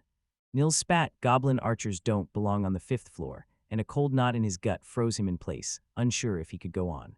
Adu grinned, nodded, and chose to head back early, thrilled they'd hauled in more loot than usual to split 3 ways. At the Adventurers Guild Hall, Nils forced out a shy hello to Nine. Nine shot, "You finished already," and Nils' words tumbled into a stammer. He confirmed it and began gushing praise, until Edo barreled in and cut him off. "Tell Nine we bolted back early." A 5th-floor goblin archer pulled out a magic stone and showed it to her. Nine leaned in, pinched the fletching, and snapped. This was a goblin archer's arrow. Nine snapped she'd notify the guildmaster and stamp it into the records. Reports like this were almost unheard of. Nils tried to speak to Nine again, but Edo cut him off, snapping that they had to sell their magic stones now while the guildmaster handled the paperwork. When the expected guest failed to appear, he ushered the visitor inside. Nine burst into the hall, yelling that a goblin archer was on the 5th floor. The guildmaster froze, eyes snapping wide, and barked, "Say that again." He thundered that Archer would only appear from the 10th floor. 9 voices confirmed the report. Then he barked at the sign, demanding which B-ranked venture groups were in Luan. 9 spat out the Crimson Swords and White Brigade, and when the guild master asked about the Phelps Brigade, she shot back. She confirmed they'd returned 2 days ago and were still in town, and he barked for her to have both groups at the guild within an hour. Abel admitted even the White Brigade had been summoned, and they outmatched him, and Rhea shot back, incredulous he could say that after they'd been friends since childhood. Lynn snapped that Abel never stopped griping, and needed to borrow some of Warren's silence for a change. Crimson Swords reached the guild master's door, rapped on it, and were beckoned inside. Felt, captain of Highlands and vice captain of the White Brigade, strode forward and barked a sharp greeting at Abel as they entered. Hevel shot back the greeting, but a stubborn stiffness sat heavy in his bones. The guildmaster said they'd probably guessed why they were summoned, thanked them for coming, and announced it was about goblin archers on the 5th floor. When someone demanded how certain he was, he confirmed he was completely sure. He brandished the goblin archer's magic stone and fired off 3 of Frank's adventures, one about an archer, one where he countered goblins on the 5th floor, and a 3rd wild tale. Abel beamed that it was promising. An F-rank crew with an archer had beaten goblins. The guildmaster corrected him, naming it Nils Group and hailing Nils as a rock-steady, level-headed adventurer. With a bright future, Abel blurted, "Is that Rio's roommate's group?" The guildmaster confirmed Nils, Edo, and a man, and to everyone's surprise, Abel knew them. Abel swore he'd only crossed paths with them for a moment, yet he was certain they'd rise as great adventurers who put survival above everything. Ben Phelps, leader of the White Brigade, cut in, demanding to know what they were supposed to do. With goblin archers confirmed on the 5th floor, he pressed the guildmaster, who ordered the Crimson Swords and White Brigade to scour the dungeon for signs of another great surge. A savage surge of monsters erupts as ruthless higher-floor beasts loom overhead. The guildmaster slammed 100 gold coins onto the table and vowed 200 more the moment you returned. Abel fired off a sharp clarification, were they only to check for a great surge? The guildmaster barked confirmation and ordered them to race back the instant one flared. He devised a double barrier to lock the monsters out of the city, then deployed knights to hold the line as he plotted a ruthless counterattack. He told them to enter the dungeon at first light, banned any new adventurers for now, and the gate staff blocked arrivals and asked if they'd accept. Havel thundered that the Crimson Swords had agreed. Their place in the White Brigade was confirmed. Tuesday, just after 9 in the morning, someone leaned in and fired off a question. Had their report uncovered any new details? The nail-studded man and Edo blared that the guild had posted a notice based on their report. A man scanned the crowd, desperate. Where was Rio? He remembered Rio saying the library. The guild's proclamation thundered. Dungeon expeditions are suspended from Tuesday until further notice. Clouds churned over Luan on Tuesday morning as the clock slid past 9. Rio tore into the southern library, hunting books on Akumas to pry open the secrets of his new world. Meanwhile, a man, Edo, and Nell storm the guild's bulletin board and freeze when they spot the posted notice. The dungeon's suspended. Adu's hinted more information surfaced right after their report. In the dungeon, Abel met Phelps, who'd sized up their numbers and confirmed only half the White Regiment had turned up. 20 C-rank or higher adventurers were missing, leaving all D-ranks and below in the city, ready to move. Abel's jaw dropped. He snapped his head aside and caught sight of the guild master, the man who'd promised yesterday he'd be waiting at the dungeon entrance branch to make quick decisions the moment they returned. He barked for them to move, but Abel pleaded for a single moment. Unease twisted their gut as they urged Lynn to sweep the first floor with wind magic. Lynn nodded and launched her spell skyward. Moments later, she radioed in. Over 100 monsters were swarming the first floor alone. Felt roared that the great surge had begun, and the guildmaster barked for everyone to race to the top of the stairs and summon the knights' barracks for aid. They bolted through the doorway as a monstrous metal door thundered shut behind them, sealing the stairs, and a man barked that everyone had made it to the top and the entrance was secure. But dread slammed into you as beastly claws curled inches from your skin while countless goblins swarmed the halls. Gauntlet's thunderous roar ripped the air and ignited a savage battle. Abel barked orders, casting long-range magic and raining arrows, while the vanguard formed an iron wall to shield the mages and archers from enemy spells and projectiles. The hero's arrows screamed through the air, toppling dozens of goblins. At the Adventurers Guild, 9 snatched the aimgophone and barked that the Great Tie had unleashed beasts into the city, authorizing long-range attacks. Archers fanned out along the dungeon gate walls, knocking arrows as Nine barked, "Stay hydrated." Abel's eyes cut across the horde, mostly goblins with a handful of archers, and he warned they'd be in for a brutal war of attrition. Lynn snapped they'd have to crush them to reach the bosses. Abel found nothing but goblins, unrelenting until the elusive general, who never showed his face easily, was finally slain. A goblin mage sprang forward, and someone mourned the inevitable magical onslaught. A warrior caught sight of the guild master and dragged him to the dungeon's north wall, where warriors collided head-on with goblins in a savage melee. The guildmaster's eyes narrowed, a cold doubt forming, had the knights emptied their quivers. He rallied the knights, roaring that united they'd crush the goblin horde with brutal ease. The earth mage chanted, wrenching a jagged stone wall from the earth to slam up and shield Phelps from the onslaught. The mage roared that the goblins would fall any moment, with a single blazing spell poised on his staff. Next up, a swarm of goblin mages erupts onto the battlefield. Phelps cleaved the beast in half with his spear, every muscle screaming, utterly spent. He drove his sword into the earth, right in the heart of the goblin horde. Nearby, Warren slammed his shield and launched a goblin skyward. Abel, wearing a faint smile, struck down another goblin archer.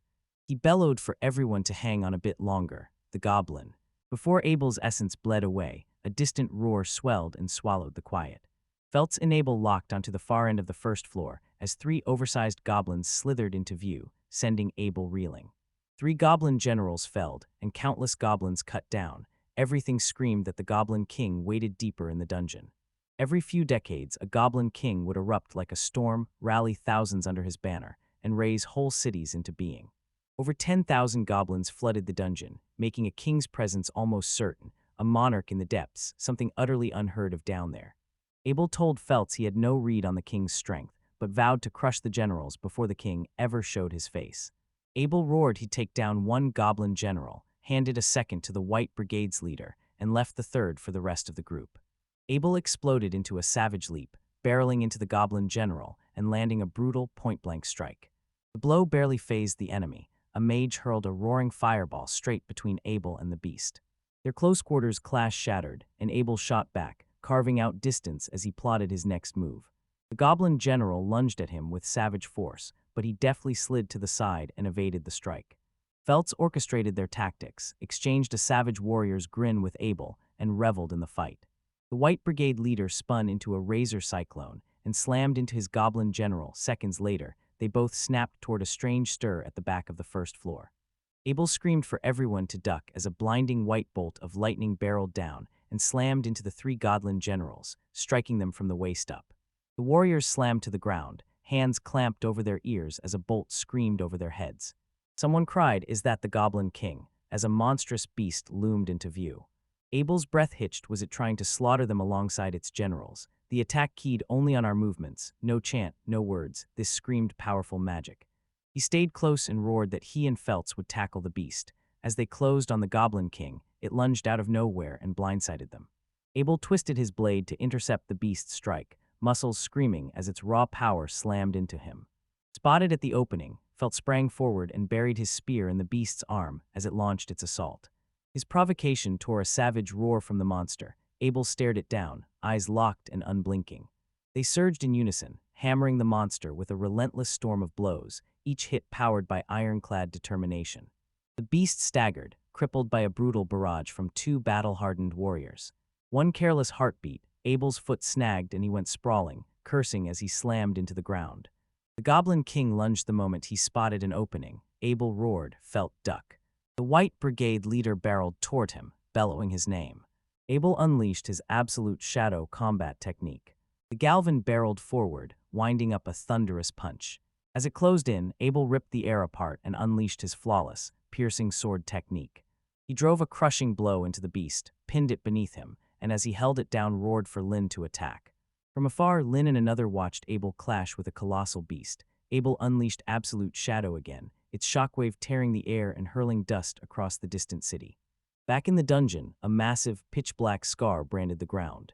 Lynn's eyes went wide, utterly stunned, as the goblin lunged in, a gaping dark wand jutting from its chest. Phelps sank to its knees, barely able to move, then shuffled forward and froze. The beast knelt in a dark pool. Abel froze, disbelief clawing at his throat as he stared at the scene. The tavern exploded into cheers as a packed crowd hoisted mugs and roared. Rio had no clue what they were celebrating. A man locked onto Rio and barked him over. Rio slid into the group as Nils boomed he'd gorge enough to last a week. A man barreled up to Rio, beaming that he'd arrived just as the party kicked off and urging him to feast and drink freely. A mouthwatering plate, the guild's courtesy, landed before Rio as the ever-sprightly Nils barged in late, thrusting a mug and plate from the side and roaring for him to dig in freely. Confusion gnawed at Rio until he finally blurted out what the celebration was for. They told him the Great Surge had hit that day, the rare event he'd learned about in the seminar that only comes every few years, and when he realized they'd survived it, Rio understood. It was a victory celebration. He zeroed in on one mission, snatch a plate before Nils dove back into his tail. Soon, Nell exploded into praise for Abel's insane battle skills, equally deadly with bow and sword. He almost single-handedly toppled the Goblin King, and Rhea couldn't stop wondering why he stopped just short. Nils barked that Lin landed the final blow, only because Abel had pinned the beast and roared for everyone to attack. Rio's heart lurched. If Abel had taken that hit, it would have been catastrophic, so she guessed a wind spell. Edo slumped at Nils' side, barely stirred as Wilkins snapped it was Bullet Rain, a rare high-level spell, and Nils jumped, glanced at Edo, who promptly sank back into a food-induced nap. Rai grinned that Bullet Rain sounded cool, and Nils nodded, saying it unleashed dozens of invisible blades that made targets impossible to hit. A voice boomed that Abel had been evading them with dazzling combat arts. Abel then exploded into view beside the boys, chest thrust out in a blazing heroic pose. Rio fired off questions about combat arts and could vividly explain resortsmanship moves like Absolute Shadow, a dodge that turns aside magical and long-range attacks. He loved the name and laughed, expecting someone to comment. Rio laughed that Nils had been gushing over Abel's heroism, making him flush and duck his head, and Abel snapped that Nils and his friends were the backbone, furiously reloading Archer's arrows and stealing defeat from the jaws of loss, so Nils stood tall, barely containing his buzz. Abel crowed they'd have won easier with Rio and demanded to know where he was. Rio called from the library, teasing he hadn't come to steal Abel's victory. Abel snapped shush, then Lin and Rhea barreled in, saying they'd found Abel because they'd figured he'd be with Rio fretting, and Abel, flustered, insisted he'd only said the battle would have been easier with Rio. Rhea stormed in with the guildmaster's summons. He must report to the Margrave at noon tomorrow, and Abel must attend. Rio thundered it was a grand reward for Abel's stellar performance. Abel insisted Lin had landed the final blow, but she snapped at him to stop shirking the credit. Lin snapped that her spell only worked because Abel had pinned the goblin with his sword, then spun to Rio and demanded if he could really summon towering ice walls from a distance like Abel claimed. Grinning, Rio proved he could summon ice walls that shot 40 meters into the sky above him. Astonished, Lin opened her mouth to speak. Rio shot in and cut her off. At first it slammed into you like a brick wall, every move a battle, and only relentless, grinding practice forged mastery. Still reeling, they shot a hard glance sideways and yelled for everyone to stop the reckless stunt. The young adults exploded into a chaotic argument. Something clattered to the floor, and they called for a cloth to clean it up. 5 days after the Great Tide battle, a man strode past a cluster of 5-footed figures on the street, and in a heartbeat, knew they were the research group. At the Guild headquarters, Nils froze before the mission ward, cold disappointment washing over him when he found it empty. A nearby agent blurted an apology, saying every E and F rank mission had been snatched up in the last 2 days, and the purchasing department had slapped a temporary freeze on any new ones. Words tumbling from his mouth, Nils roared to Nine that it wasn't her fault, landing the purchasing department, then squeezed out a trembling thank you for her efforts. Edo and a man sprang up behind him as Rio, cheeks burning, stepped forward and realized they'd come for missions, and why there weren't any left. They grilled Rio about shopping, and he shot back that he'd seen magic copper for alchemy practice, but the purchasing department wouldn't sell it, so he planned to snatch it from the dungeon's 5th floor, unfazed that local shops were out of stock. A man asked if magic copper really was on the 5th floor, and Nils wondered if it was costly. Rhea snapped, a fist-sized chunk last fetched 500,000 florins, 50 gold coins. Edo revealed the guild's feud with the alchemists had sent magic copper prices skyrocketing in the city. Rio then offered the group a mission and asked if they'd accept it from him. He slammed his palm on the table and announced magic copper could be found in an abandoned mine near Russie Village, a half-day's walk away. They dangled 4 coins per person and 25 for every fist-sized piece, only if everyone came back alive. The group snapped it up, and M1 hailed the terms. Rio ran the numbers, grinned when it came in cheaper than buying direct, flagged it as a non-guild mission, no rank boost, and they didn't care. The trio stormed toward the mine's yawning entrance, boots pounding down the trail. Rio could have gone it alone, he had enough, but he rolled up his sleeves to help his roommates hustle for cash, refusing to hand out freebies. While they hunted magic copper, Rio seized the chance to practice alchemy with scraps scrounged from the city. The northern bookstore, unlike the southern one, bristled with specialized tomes, not general volumes. Lin slammed to a stop at the Runetch door guarding the restricted archives, a barrier accessible only to Margrave-authorized individuals or B-rank and hired ventures. Secret materials lurked in the archives, high-level spells for every element and outright forbidden magic.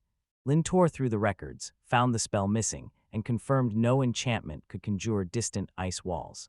In the Central Nations, every mage spell and incantation was archived, down to the exact spell she'd used to bring down the Goblin King. Level magic demanded seasoned mages, its spells could devour their casters, so access was locked tight, yet Lin unearthed no record of Ryo's combat spells, the incantation-driven attacks that conjured raw magical effects. Anyone born with magical talent can unleash spells by speaking incantations, and as their mastery sharpens they climb from simple tricks to cunning intermediate rites and awe-striking advanced sorcery. A unique magic ignites with no chance and no thought from Rio. She calls it a water-forged version of Firemage's explosive magic. A renowned Firemage who rips the air with unprecedented, jaw-dropping high-level magic no one had ever witnessed, she wrestles to grasp how magic could work without incantations, and the idea of original magic leaves her utterly bewildered. A woman slides out of the shadows behind Lin and purrs, "It's been a long time since we last saw each other." Lin whips her head around, eyes slicing the dark to find the silent intruder. Her gaze snapped to the long, slender sword strapped at the woman's waist. She locks eyes with Sarah, the wing group's only B-rank still in the city of Lu. Lin shot Sarah a grin that lit up her whole face. The girl snapped, "What are you doing in a place like this?" Lin shot back that she'd been researching something, but came up empty. Someone piped up they'd heard Sarah was off on missions from the capital. Sarah shot back that she had been gone but only returned yesterday. Then she flashed a grin, waved goodbye, and bolted for the library waiting for her. Frustration boiling over, Lin throws up her hands, turns on her heel, and heads home. From room 10 in the Adventurers Guild dorm, the courtyard and training grounds spill into view. With Nils, Ito, and Ammon dispatched on Rio's mission, our hero tore through new formulas, mixing and testing until he cracked it. His first antidote was born. He'd just finished his first antidote when a voice tore through the air beside the boy, barking for him to stop. Rio slammed to a halt, snapped his head to the side, alert as he hunted for the source of the shouting. Dan from room 1 snaps. She's clearly not going to tell those men to leave her alone. A man clamps his hand around the young woman, insisting she can serve their drinks. If she performs well, they might keep her around during their stay in the city. Rio flattened himself against a low window, riveted as the courtyard scene played out below. He spots them, knights, closing in to prey on a young woman who just became an adventurer and is about Ammon's age. He spots Dan nearby as the men grin and declare that if she lives here, she's a new, struggling adventurer they could assist, then boldly offer that she keep them company for the night. She spat no. Rio clung to the desperate hope he wouldn't have to. He figures the city is full of other places they could go for entertainment. They could have just picked one, and then Dan bellows at the men. She said no. Stop harassing her or you'll get a beating. A knight spins on Dan, daring him to say it again. He frees the girl. She bolts into Dan's arms, and he snarls he'll teach the adventurers a lesson in manners. Behind Dan, who hurled himself between her and danger to shield her, 2 other adventurers crashed in beside him. The knight slammed his sword free and snarled he wouldn't kill the boy, only teach him a lesson. Dan should be thankful. Dan, shoulder to shoulder with a fellow adventurer, stared down the knight as tension crackled between them. He coiled like a spring, muscles primed for the men to charge. Without warning, Knight cartwheeled through the sky and slammed face first into the earth. Dan froze, breath caught, his mind scrambling to fathom what had just happened. Cursing, Mike clawed himself upright and barked at the adventurer to stay still, forcing himself higher. He swore he'd teach the adventurer a lesson. He crumples again, slamming onto his back. One of the knight's companions storms forward and snaps at Dan, demanding to know what he did to their friend. Dan roars, "I did nothing," insisting the man is collapsing to the ground all on his own. Rage boiling, the knight sprang to his feet for another lunge at Dan, then crumpled face first into the dirt, utterly unable to stand. Dan stands frozen, disbelief blazing in his eyes, as the man lunges into attack again and again, collapsing back to the floor each time. The mage friends, like the adventurers, freeze in place, equally baffled, as their minds fail to fathom the strange scene unfurling before them. From his low window, Rio watches the situation with unnerving calm, his gaze steady as a blade. Phelps, head of the White Brigade, storms forward and barks, "End the spectacle now." Dan locks onto Phelps in a heartbeat as the night finally drags itself upright. Then he snarls, "Who is that long-haired man who just appeared?" Phelps snarls that they wallow in disgrace and still dare to call themselves the Knights of the Rome. Urging them to feel ashamed of their actions, the knight, seething with rage, roared that an adventurer dared lecture him on manners. Someone cut him off with a sharp, "Be quiet." Phelps fired back that this wasn't about being an adventurer, but about being a knight and acting with honor, and the knight sneered that no one defies the realm's knights and threatened to have the adventurer's guild leader exiled from the city. Phelps, leader of the White Brigade, declares himself a battle-hardened adventurer who bears the realm's noble title. He throws out his name, Phelps, and claims the Marcus Heinlein bloodline as his own, the direct heir. A knight shoots a terrified look at his companion when the name, Heinlein, drops, and the companion snaps that the captain of the Royal Knights is Alex Heinlein. Phelps confirms that Alex Heinlein, the man at the helm of the Marcus Heinlein family, is his father. The fallen knight staggered back to his companions and screamed at them to stop sullying the Royal Knight's name. He barked for them to leave his sight immediately. The boys rushed forward to thank the warrior, confidence flaring in their chests. "Don't thank me, that knight's arrogance made my blood boil. Dan, you showed guts. Escort the girl back to her friends." Perched at the low window, Rio watched the adventurer start to melt away. Phelps spotted him at the glass, called out Rio, and Rio answered, "That's me." The warrior beamed at Rio, announced he was the White Brigade's leader, and that Abel had already told him about Rio. Rio shrugged it off, modestly saying it was nothing and that Phelps needn't mention it. Phelps snorted that all he saw was the knight charging at the adventurers and then falling foolishly to the ground. Rio stepped in. Phelps puffed up and loudly thanked our hero on behalf of Luan's adventurers, and when Phelps bowed, Rio cut him off. He and Dan go way back, and Dan would have refused help even if it was offered, so Rio handled it discreetly. Phelps snaps his agreement, backing Abel's claim that Rio's nature is like no other. Rio's mind reels as he wonders what Abel's been whispering about him. The White Brigade leader reveals Abel spoke of Rio at the Great Tide celebration. He notes how much easier it would have been with Rio there. Abel, who almost never praises anyone so highly, credited Rio with keeping the warrior alive, bringing him safely back to the city, and averting the loss of a boat that would have devastated Luan, and Phelps pours out deep gratitude for Rio's life-saving role.